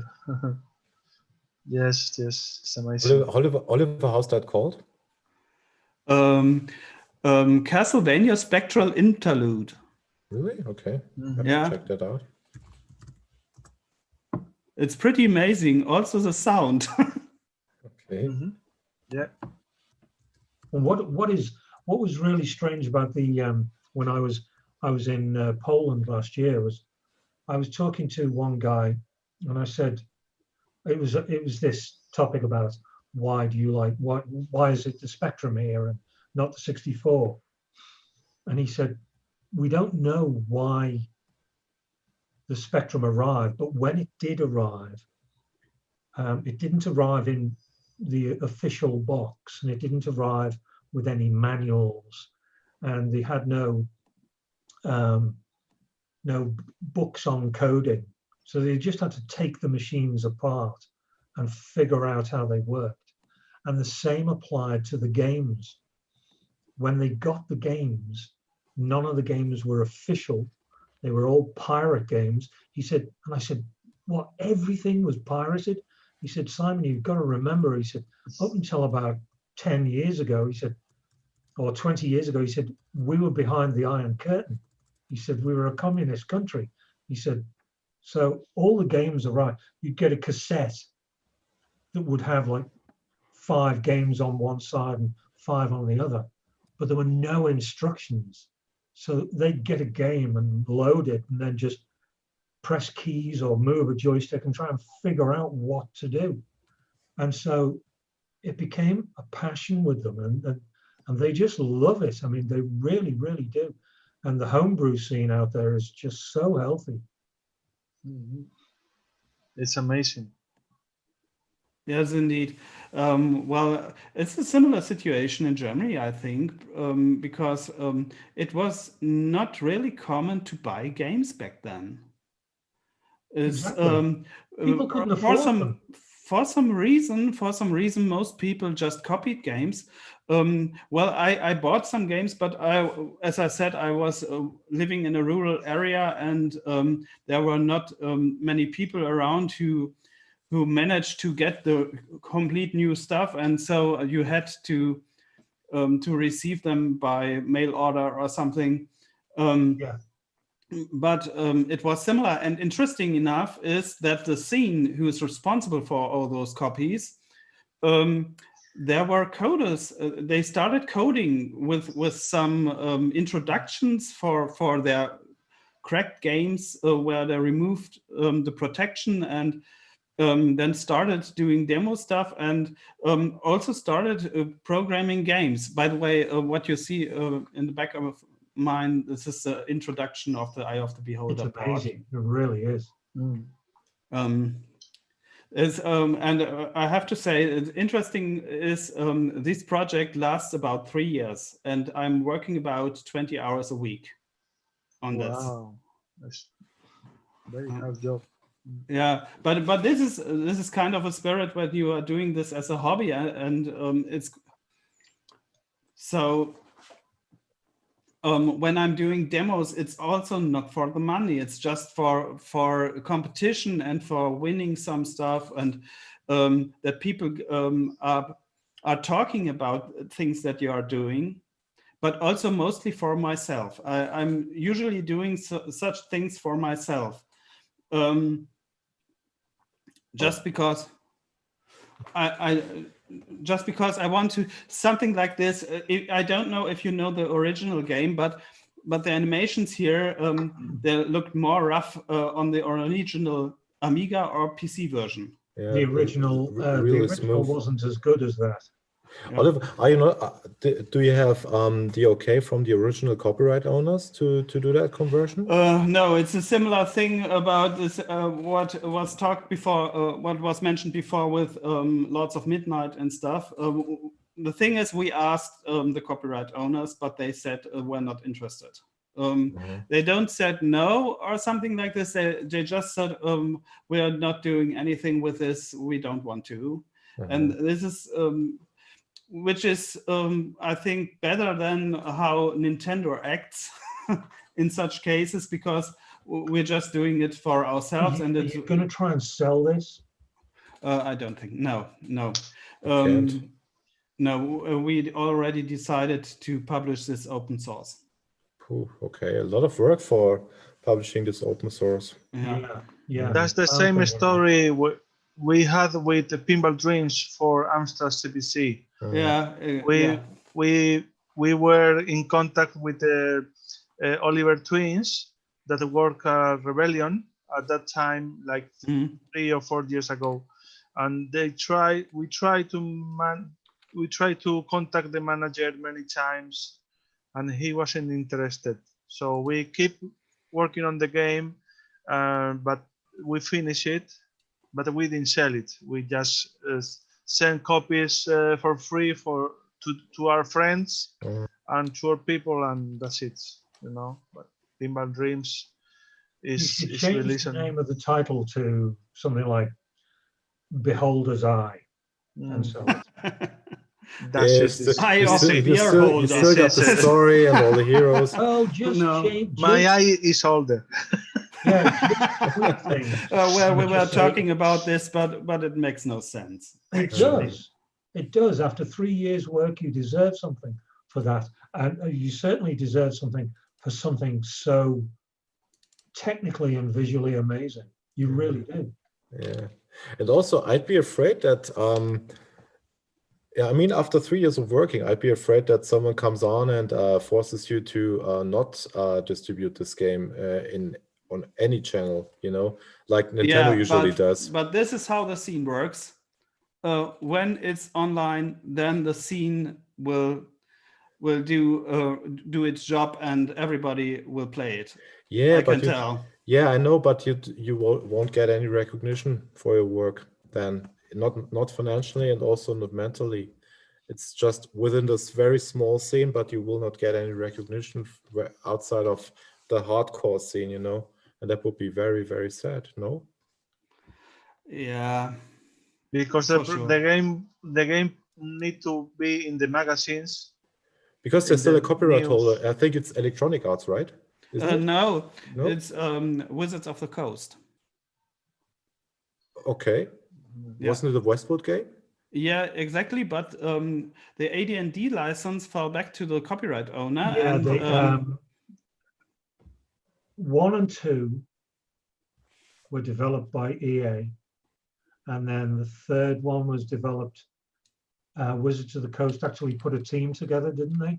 Mm-hmm. No, I don't think so. It was just because the contract was over. Okay, I see. Well, I'd just tweak it and just say it was an homage, a tip of the hat. Oh, we wanted to do a game to show how much we love the original. Yeah, that's probably a good approach. Yeah, because it's just amazing. It really is. Something like this cannot go unrewarded. I mean, it really, really can't.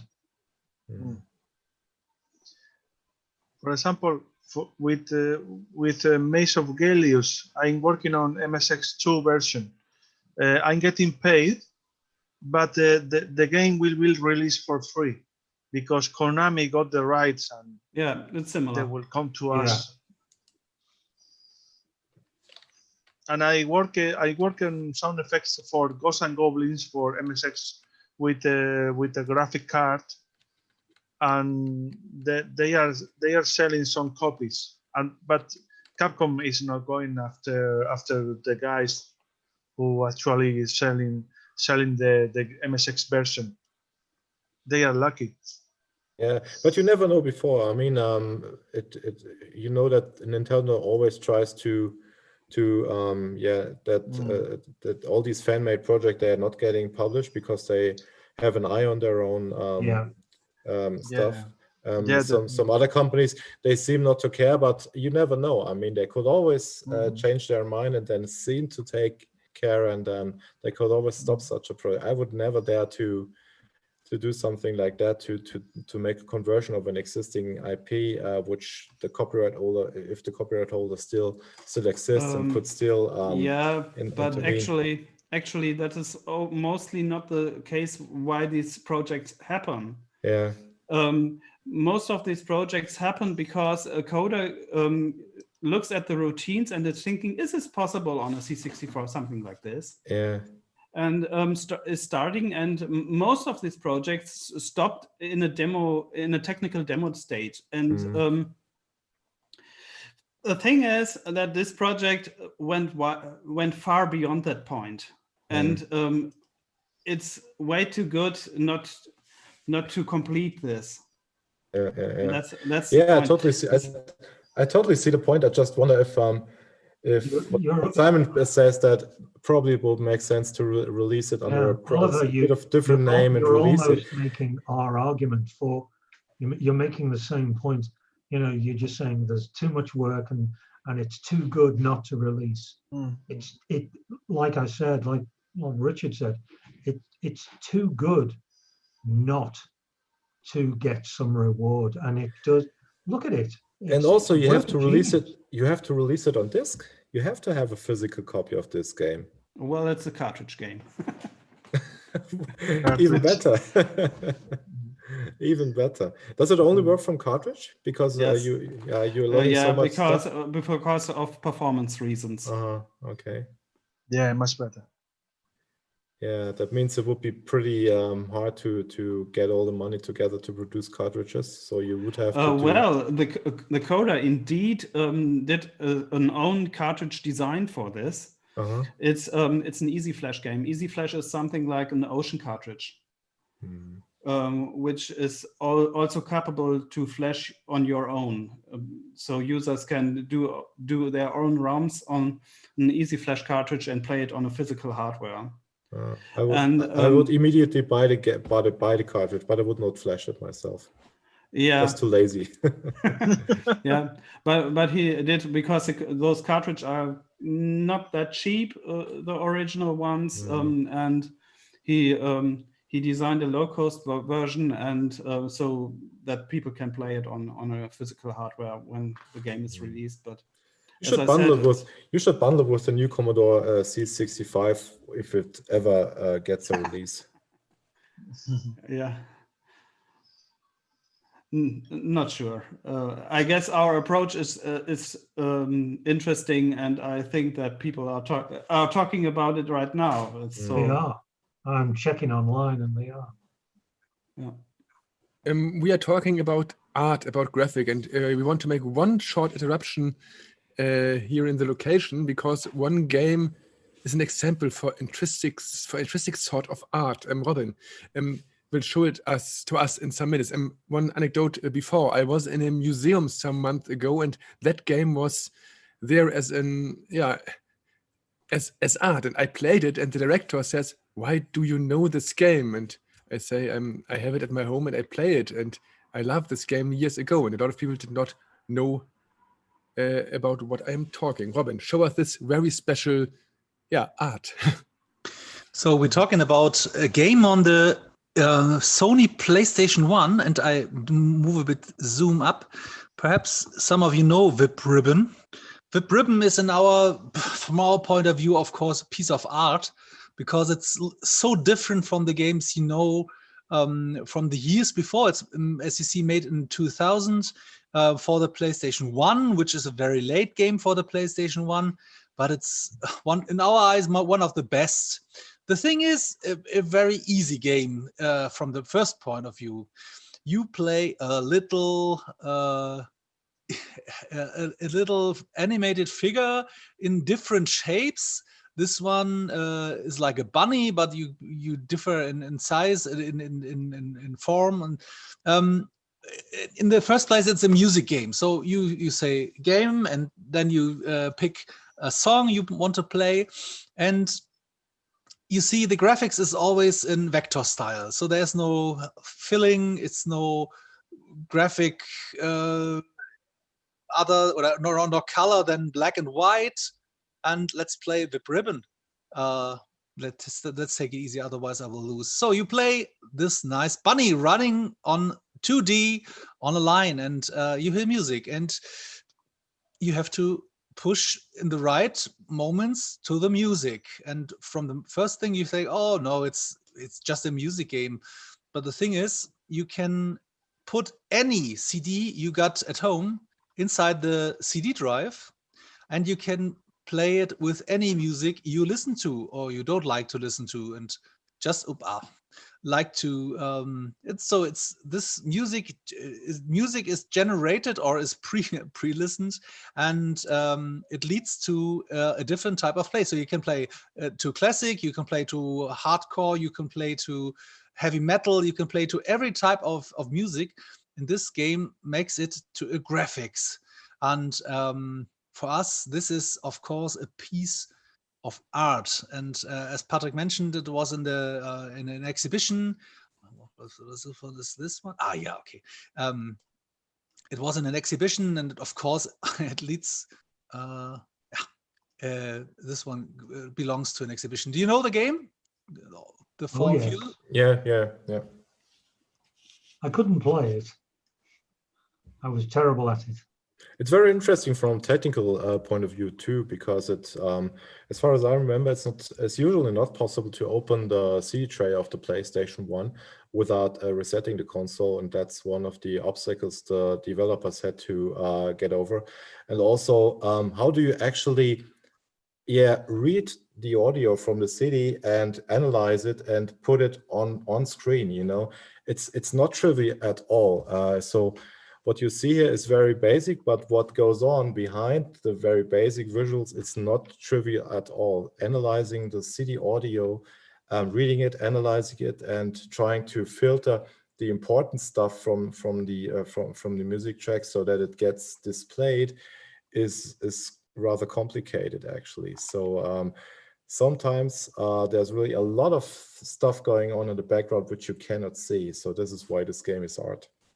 And Because it's great because if you play another song, for example, a Madonna song, every time you play this song, the level is exactly the same. You can call a colleague and tell him, oh, did you play this Madonna song on the rhythm? Oh, did you play that song? And it's great. And we played it hours over hours, and I love this game, but a lot of people never gave this game a chance. And a lot of magazines don't understand this game, and we love it. And it's very Japanese, of course, but the thing is, in my eyes, if you see the first game of the guy called Masaya Matsuura, you see he made the first game was Parappa the Rapper, and this is another game you really should have a look at it, because it's such a genius game with such lovely music. And this one also has very good music. We're not making it very loud because there are always some copyright issues.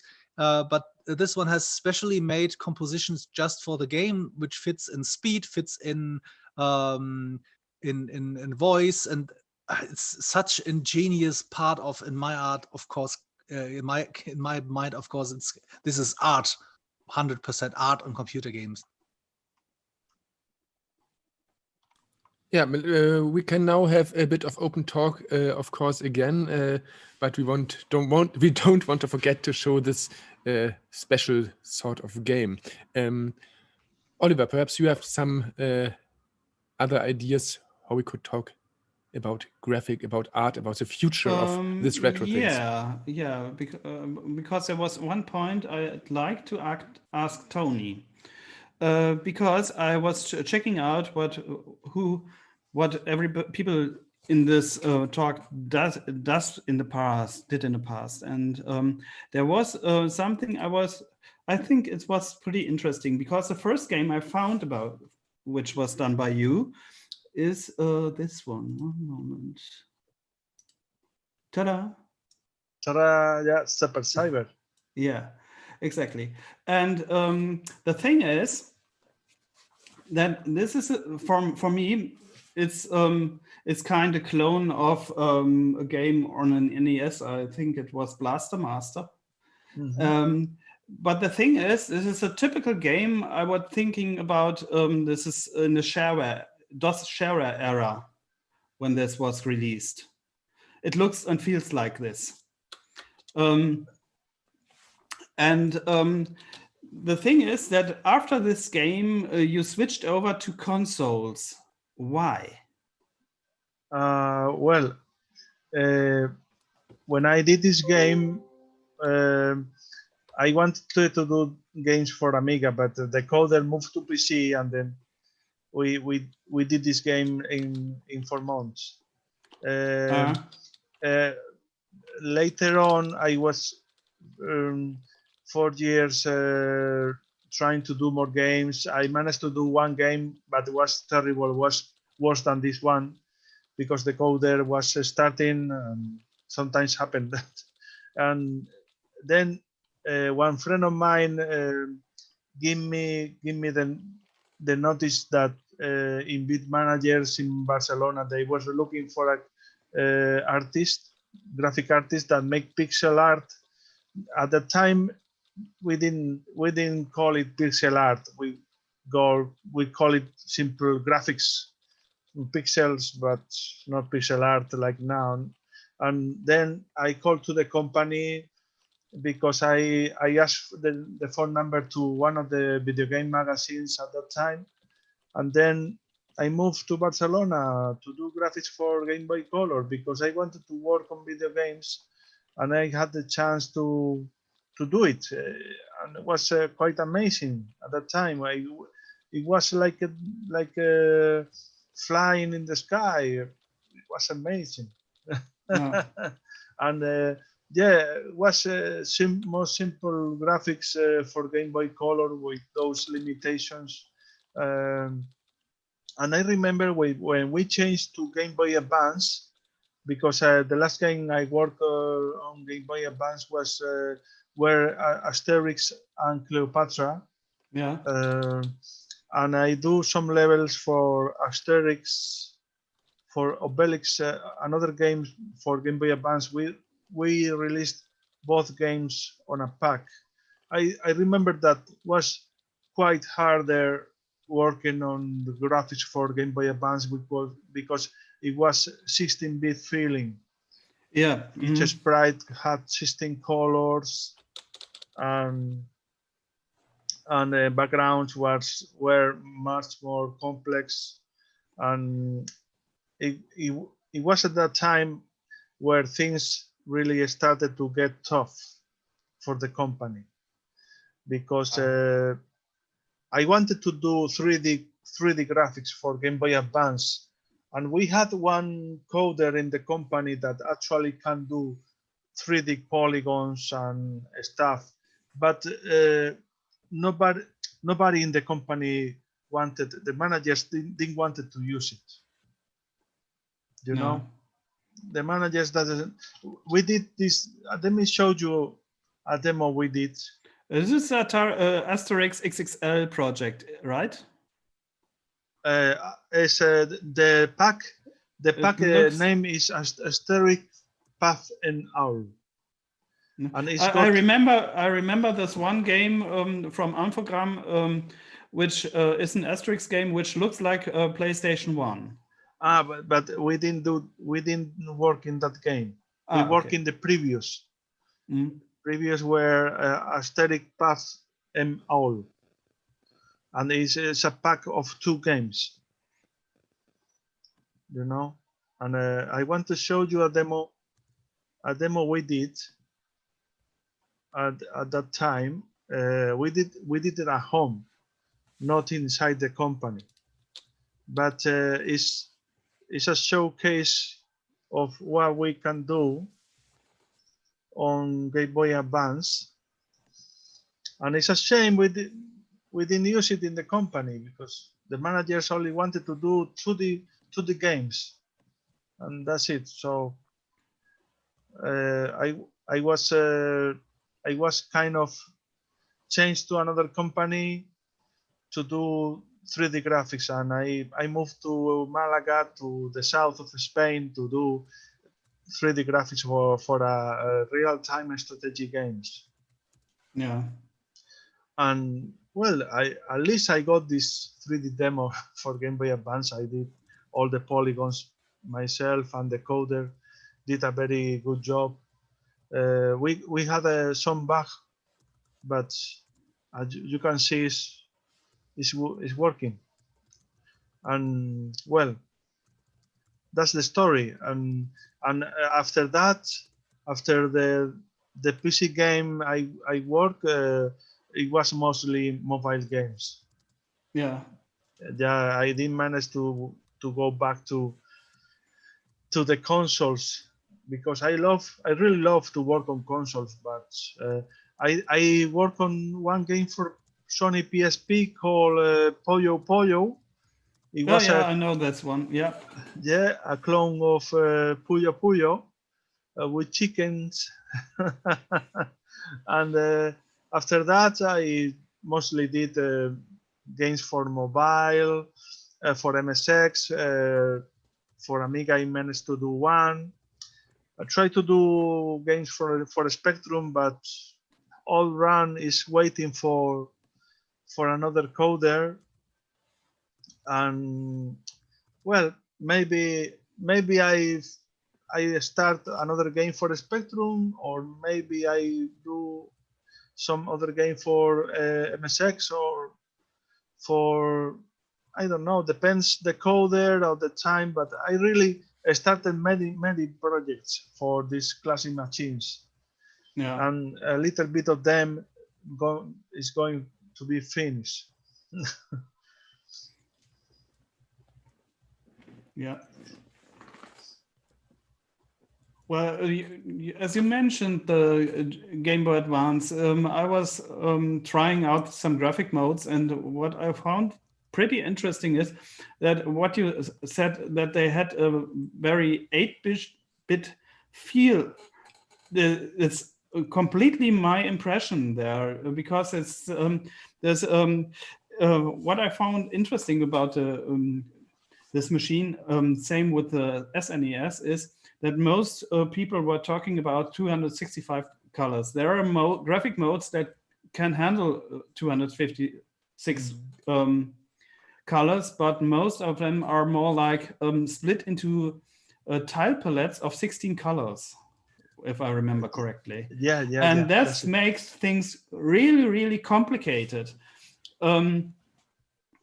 Because most games, I think most games did not manage about more than 200 colors. I cannot imagine, because you need to share colors from palette 1 to B, and something that things look like a whole scene and stuff.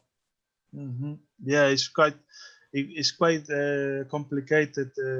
I remember the artist that worked in the backgrounds, that he got many 16 color palettes for, and one color palette for each character. So he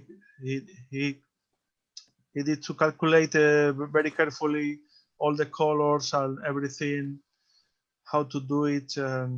Yeah, and me with the sprites, I got to, because we had 16 palettes of 16 colors, if I remember well. We don't have 16 different sprites at the level. So we actually managed to get dynamic palette management.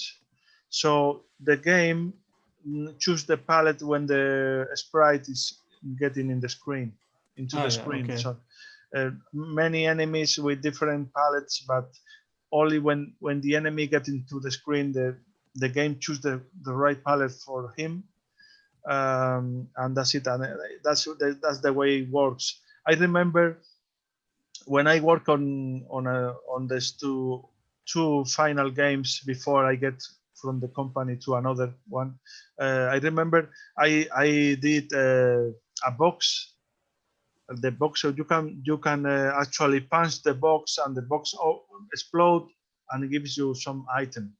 And I did an explosion of like 30 pieces, 30 independent sprites. So when the box explodes, exploded many sprites, and later on they changed it because it makes the game slower when the box explodes. You know, but it was. Let me tell you something about Super Cyber, my first game. Yeah. The coder did a previous game called Cyber Droid on Amiga. and Super Cyber was a kind of sequel of that game. Okay. But the thing is that the game on Amiga runs at 50 frames per second all the time, with kind of 16 sprites on a screen. But it works with double layer scrolling and all of that. But when we move to PC, the game on PC runs around 20 frames per second. Yeah. It's got many sprites and more layers, more scroll layers, but it runs much worse than the Amiga version. Yeah, but with way more colors, and I think PC people didn't care because they didn't know the good stuff except from the one jump run from id Software and That's it. So we were happy with the game, but in the end, I was still waiting to release the game for Amiga, and then it took more than 20 years for me to have to finally do it. But it was quite good at that time to work on Super Cyber, and we were second place in the contest. The first game wasn't finished. Our game was finished. No. We are kind of ashamed with that, but well, his life is some people does this kind of things.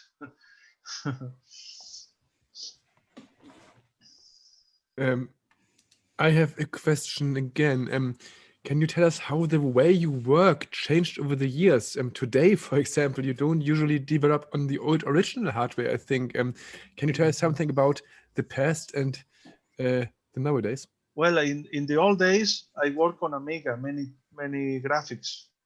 Until 1999 or 2000, I worked all the graphics on Amiga for many things, but only 2 games I managed to do. And the graphic test I did for bit managers to get into the company, I did with Amiga. But from 2000 and beyond, I work on PC. I work on PC tools. I work on promotion. It's fantastic program for you graphics. Can see in the background here. Yeah. And I remember I asked the manager, the graphic leader, I asked him to buy promotion, and he said, no, I'm not going to buy it. And I get pissed off. Buy it, please, buy it. And then he buy it. He was very good. And I work all the machines, MSX, Commodore, Amiga, Spectrum, everything. I work on promotion. And I got 2 versions. I got promotion 5.1 and I got promotion NG. Promotion NG is quite new for me. So I get trouble with the transparent color. And many times I tweet. You'll get used to it and you will love it. I can tell. Yeah. I love both versions. Many times I use 5.1, but many times I use NG to extract files and other things, and they are quite good. And you can, for example, make a video with your mobile and translate the video to promotion and check the sprite or draw on top of the video. It's quite amazing. It's something you will find impossible to do on Deluxe Paint, because you cannot capture the video as good as you do in the PC or other things. Richard, how do you develop games for old computers today? You don't develop on the H1200, or? Actually, no. I'm using a cross-development setup. So I used to work on the Amiga 1200 in the old days, but I'm now working on a setup which is Mac-based. So I'm using an Xcode development system, which is usually used by coders for developing iPhone games. And I'm using this as a kind of a deluxe editor to handle the source code, to also to being able to see different stages of my source code. I then transfer the source code to an emulator, an Amiga emulator, and this emulator then starts the code, and I can check if the game runs the way I want it to be. I need to mention also the VASM cross assembler, which is used to compile an executable file, a game file which can be run on an Amiga from the source code which I developed on Xcode. So this is a basic development system I worked on myself, and I also put in some macros which kind of they give some kind of automation to certain processes. For example, I can press just a single key, and that means that the actual source code is saved to the hard drive and also to a cloud. It's also saved to a version control system, which means I can, and then the source code is compiled and it's loaded into the Amiga emulator. It's within the Amiga emulator, it's loaded again and started, and it takes me about 1 second to press the key and then see the game. Whereas on the Amiga 1200 it would take me like, I don't know, probably 30 seconds or maybe almost a minute. And then if the game gurus, if it crashes, it would take me 1 or 2 minutes to reboot the machine. And so cross development is a lot faster and enables me to use many modern tools, which I did not mention, like for example Tiled, which is a system which allows me to create landscapes very fast and very efficiently. And that's how it needs to be, because I'm a one-man show doing creating games in my spare time right now. And that means I have to be as efficient as possible in order to create a great game with the least amount of time. And that's possible now. That's also, of course, the internet is very important. Without the internet, it would not be possible to communicate with Kevin Saunders, who did the major part of the graphics of Reshooter, and he lives in Australia. I mean, imagine we would still be in 1991, and I would have to talk to someone in Australia. It would be almost impossible. I mean, I would have to call him like this, because there were no emails by then. And because of the time difference, would mean calling would be just near impossible. Writing letters, sending disks, all that stuff is not necessary right now. That's why the internet is so important to develop on modern machines. Having said that, I'm still, of course, regularly starting my game on the Amiga 1200, just to see if it performs the way I imagine it to perform. If it handles well with a Competition Pro joystick or a CD32 controller, because that's what actually counts. Does it really run smooth? Does it really run with a 50 Hertz frame rate, which means does it feel fluid? Does it feel good? Do all the effects work? Is the scrolling smooth? Does something flink or flicker, stuff like that? That needs to be checked on real hardware, because as good as emulation nowadays is, it's not 100% perfect. Even a great emulator like FSUAE, which I use on the Mac, still has some flaws, and it still doesn't emulate everything perfectly, and that's why it's always a good idea to recheck on the real hardware. Simon, how do you pixel today? Today is just the PC.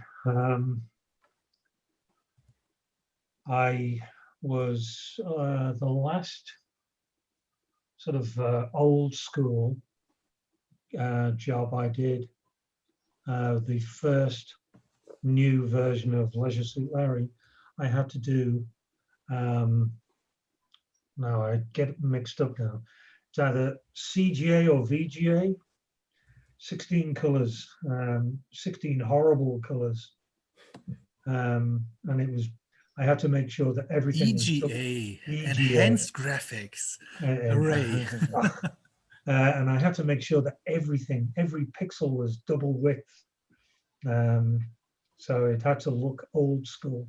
Now this version, the sequel, has the palette from Leisure Suit Larry 2, which again has 16 colors, but is high res, single width pixels. But again, I ran into problems with the horrendous limitations on the colors. So we had to take a few liberties. Some of the backgrounds are in exactly the right palette. Some are not, especially where flesh tones, if I had to draw a portrait. So I was allowed to maybe have 19 colors and throw in some extras, but everything is done. I'm not sure whether I was the one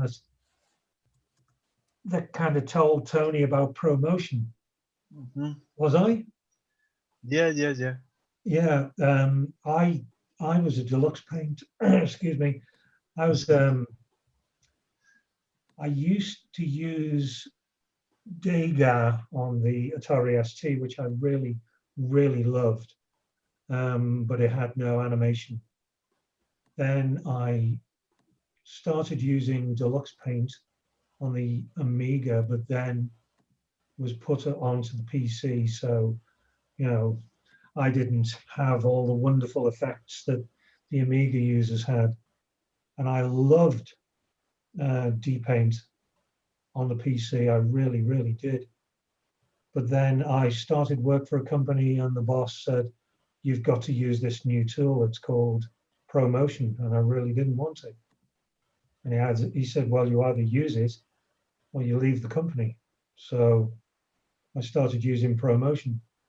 And I've got every single version. I don't like the new version. I don't like NG because they've turned off all the hotkeys.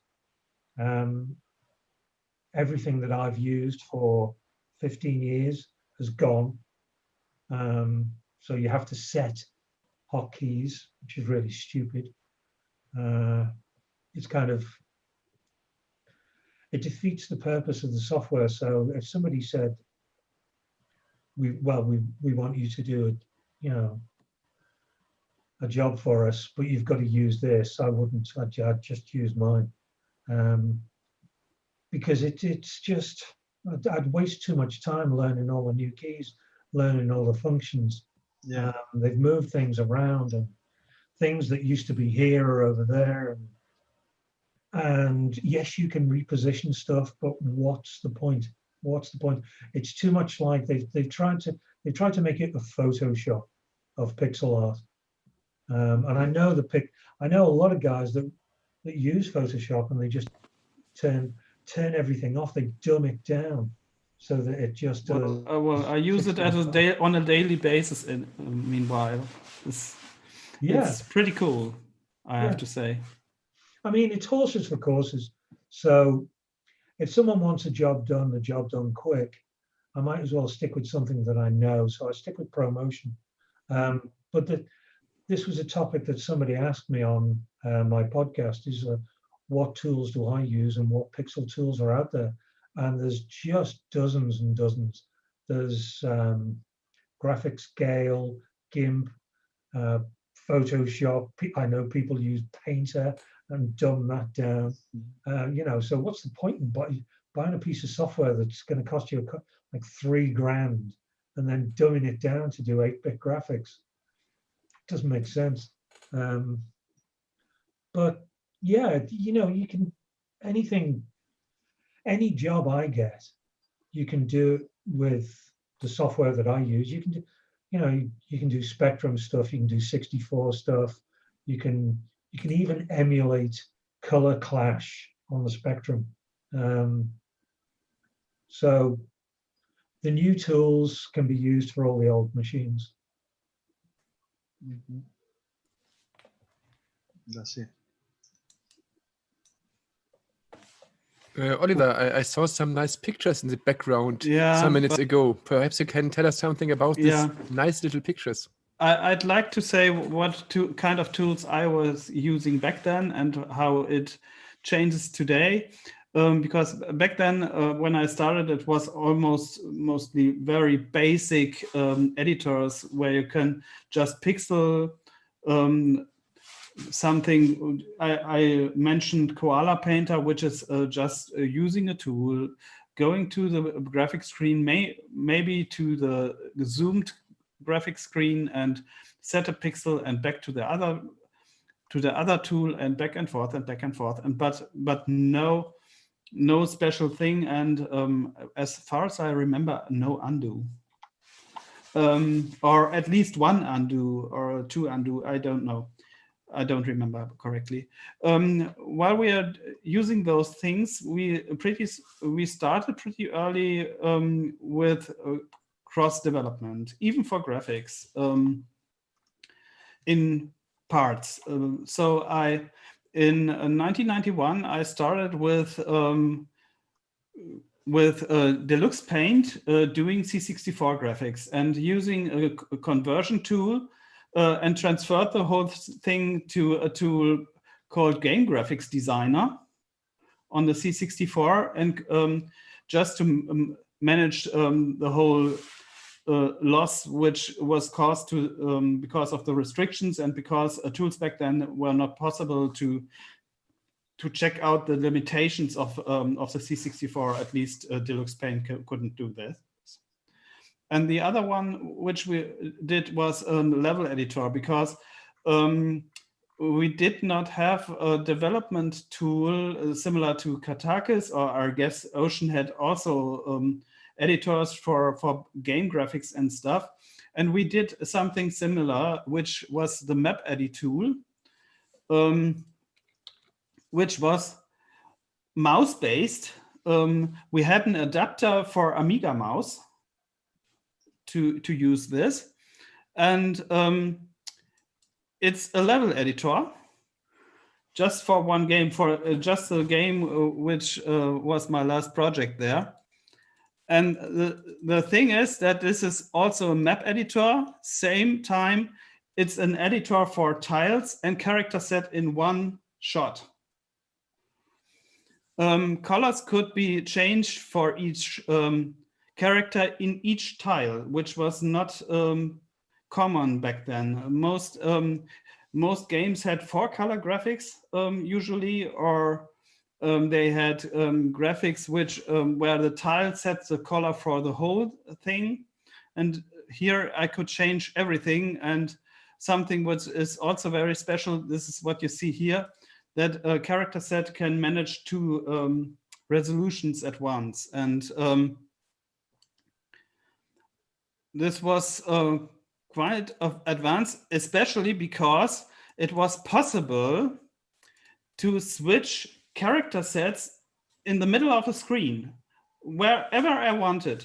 The scrolling routine of the coder managed to set splits dynamically, and I could choose 2 splits each tile line, or each character line, I'd say. A split could be a fixed color, which can be changed, or it could be a character set, which could be changed. So this, a level had almost not 265 chars, it has 768 chars, or 768 tiles. It's similar to Amiga standards, what we did here. Mm-hmm. As you can see here, when I go more to the top, then you see it sometimes when it's switching, you see this, that there are splits, they are changing, then a new character set is starting there. And that was a way to get way more graphics into the system back then. And this was how we worked on the C64 during that time. And after I get back, then yeah, well, there were tools already which could manage C64 restrictions on in a standard Windows tool. The most editors I used in the beginning were similar to Koala Painter. They were not very flexible. I already used Promotion back then. I started using Promotion about 98. Was Promotion 2 or something? It was a very early version. But I didn't use it unless past years, because there were other tools which were way better for C64 standards. And this was a tool called Timantis. This one. And this one is a graphics tool I used for doing Commodore 64 graphics in a big picture mode. And what you see here is a similar graphics mode as a Spectrum. This is called Hi-Res. It looks like a traditional picture, but when I switched on the grid and I go deep into this picture, then you see that here there are just two colors in such a square. Do you guys see the stuff, Oliver? I cannot see anything. Oh, sorry. I didn't switch. You have told me before, because I look at the picture and thought, what is he talking about? Sorry. yeah, sorry. And I did. Sorry. Well, this is the tool I used for doing graphics back then. Is that a extended char mode or? No, this is Hi-Res. This is Hi-Res. This is similar to ZX Spectrum. But you got unlimited chars, or you got 256? Yeah, it's a bitmap mode, so it's for the full screen. Mm-hmm. This is for the bitmap mode. For the other mode, I have to load the other stuff again, because unfortunately, but I show it later, I think. Mm-hmm. No, this is just Hi-Res graphics. When you go into this, then you see here that you see these 8x8 pixel squares, and there are just two colors each square. Uh-huh. And the thing is that those graphics here are some bugs still. That this tool analyzes the picture dynamically, and when I go here, you see these gloomy red dots, and those do not match the whole thing. So when I go there and change the color, I think it's dark gray, for example. Then it works. Mm-hmm. This is how I did most of my demo scene graphics, and I have some of those here, like this one. It's also in Hi-Res mode. There are even ZX Spectrum versions of it. I have seen somewhere that there were sceners who did a conversion of my pictures on a ZX Spectrum. Mm-hmm. And this is the most usual mode for C64. This is multicolor. This is with this big pixels, this double pixels. And there the restrictions are a bit more,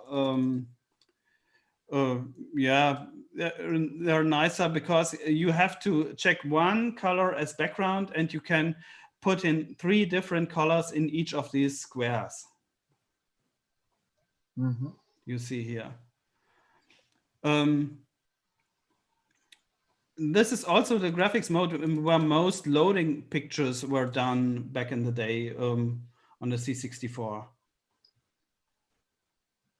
This is also one in this graphics mode. One thing which is pretty interesting is that this tool also has a CRT emulation. So in the preview window, I can switch between clear pixels to CRT effects. So I can see how pixels blend together. on a traditional monitor. I hope this is it's a bit small, but I cannot scale it, unfortunately.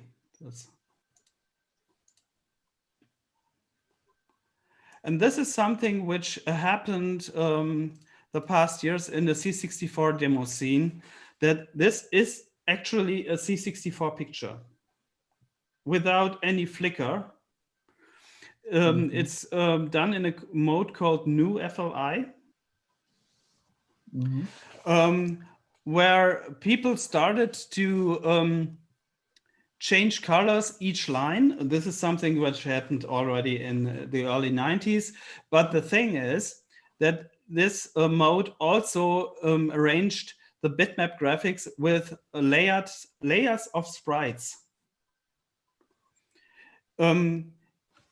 It's possible to put sprites in the background. And so there are additional colors in this high-res mode here, which leads to something that you have a full resolution of 320 to 200 pixels in full screen, and can choose colors quite freely. Not really freely, because it's a very, very complicated graphic mode when you deal with it. But as you can see, you can arrange pictures which are actually Atari ST standards. Could you switch off the sprites, the sprite layer now to see? Not on this picture, no. I have something here, not in this picture. I need to open another one. Because I started later on with a helping layer to visualize the sprites, where the sprites are located.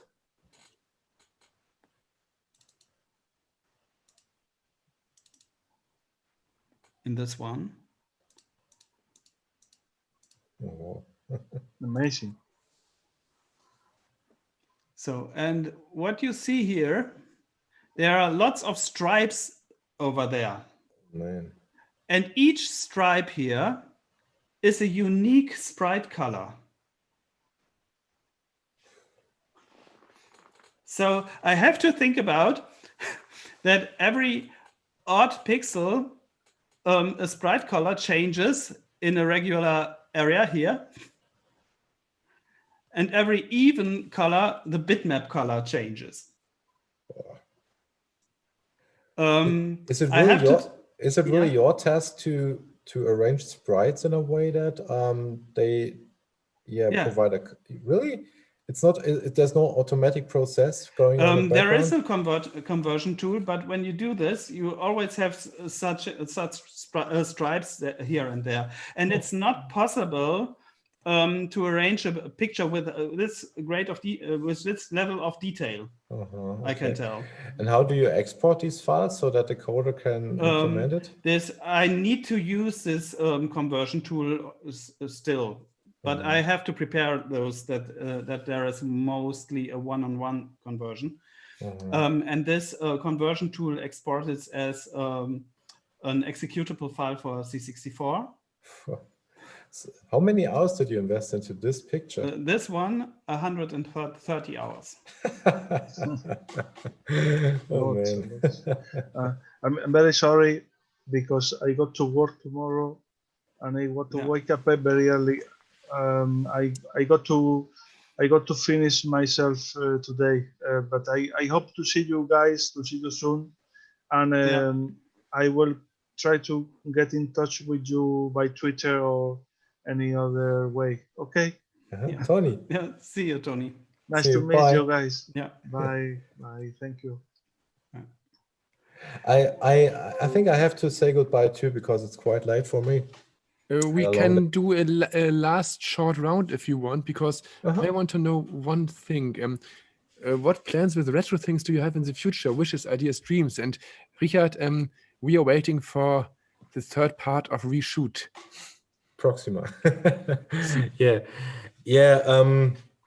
Yeah, that's the game I'm currently working on. So that should be the third part in the reshoot series, and it should really bring the whole thing a step. Yeah, I really want to move things forward now. The thing is that with Reshoot Proxima, I'm currently in the process of developing the engine. Basically, it's almost finished by now, so all functionality is there. Where we have got vertical scrolling now instead of horizontal scrolling.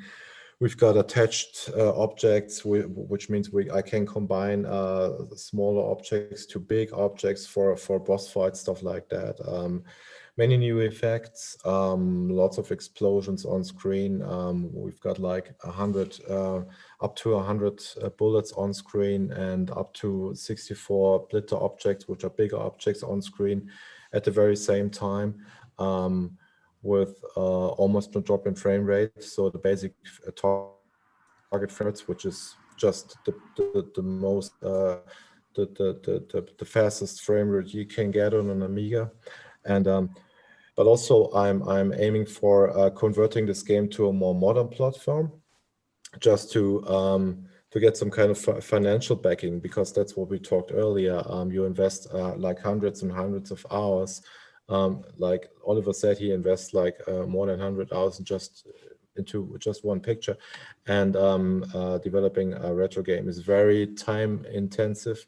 And I'm aiming for developing a game for Amiga, but also for a more modern platform. More on that pretty soon, I hope.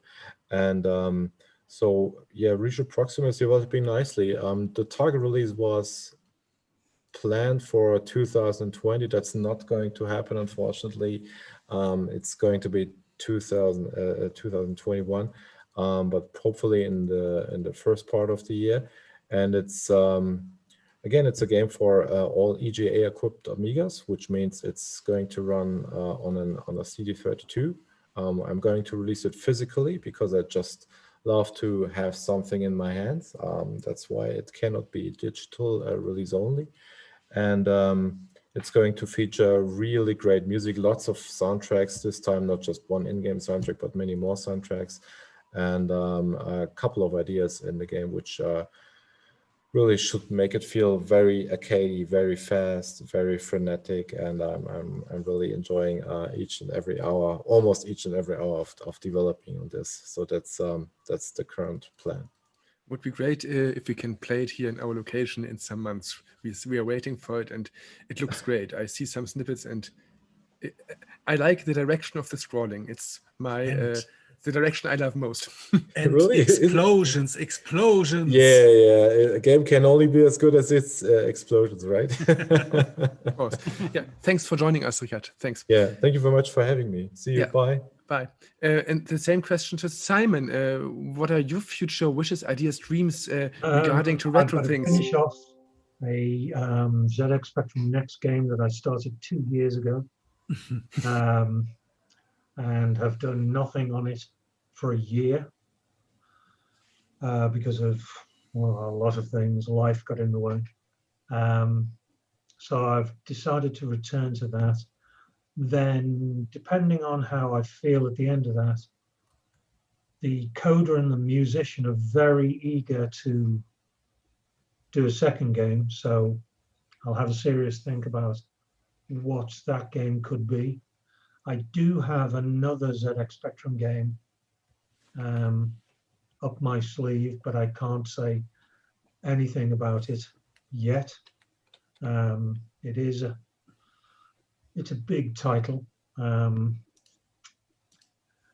after that, let me see, let's have a look at my list. ZX Spectrum and big title. I don't know, basically just try and find work and try and keep working. Preferably try and get a game. I'd like to do a game that will get me back out to Hamburg. Simple as that. Yeah, Oliver, what's the background? I'll have to say goodbye, guys. Okay, Simon, thanks a lot for joining us.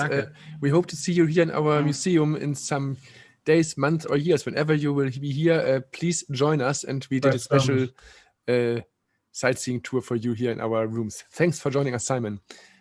Cheers. Bye-bye. Oliver, you have a special graphic at the end, or what is... No, this is a tool I was talking about earlier, but yeah, messed it up. Okay. The same question to you. You are doing graphics for the Eye of the Beholder series. It's nearly finished now. And what comes next? Quake 3 on the C64? No. Not sure about that. No, first of all, I have some backlog with projects I would firstly trying to finish. It's like we did a table soccer game which should have a 4-player mode. This is on my bucket list. Or we have some versions of the Assembloids game, which hasn't been shown here, but it's a action puzzle game for various platforms, and I have some stuff here because we want to do a cartridge version for the Atari Lynx, and after that there is a huge project with the Karen and the Tangled Tentacles tool. Yeah, okay. Thank you, Oliver, and thank you for joining us and helping us to do this panel. Yeah, we are here in our museum. We have some nice views. Robin shows us some nice games, and perhaps Robin can tell our viewers again how to find us here. If you're in Hamburg at any time, perhaps we can join together here. Robin, some last words from you. Famous last words. Au revoir on the one side, auf Wiedersehen, gute Nacht and goodbye. But the other thing is our retro location, our retro museum is in Hamburg Horn, which is on the eastern side of the Alster, if you know the city. And we are always happy to see people with interest or people without interest want to see something here. Our exhibition is open on Thursdays from 18 to 22 p.m. And we are open for everybody. In times of COVID-19, you always have to send us an email before. That's the only thing. And you will find us with Retro Spiele Club or Retro Gaming Club in Hamburg. I think mostly is said. You've got some news? No, I only want to tell you about our podcast again. We are the Retrokompott podcast, and you'll find our domain at the top of this panel, and hope to hear again. Our podcast is in German, but we plan panels such this one again. Thanks a lot. Thanks to the B3 Biennale. Thanks again to Oliver for joining us, and yeah, have a good day and hope to see you again in future or in retro times. Thanks.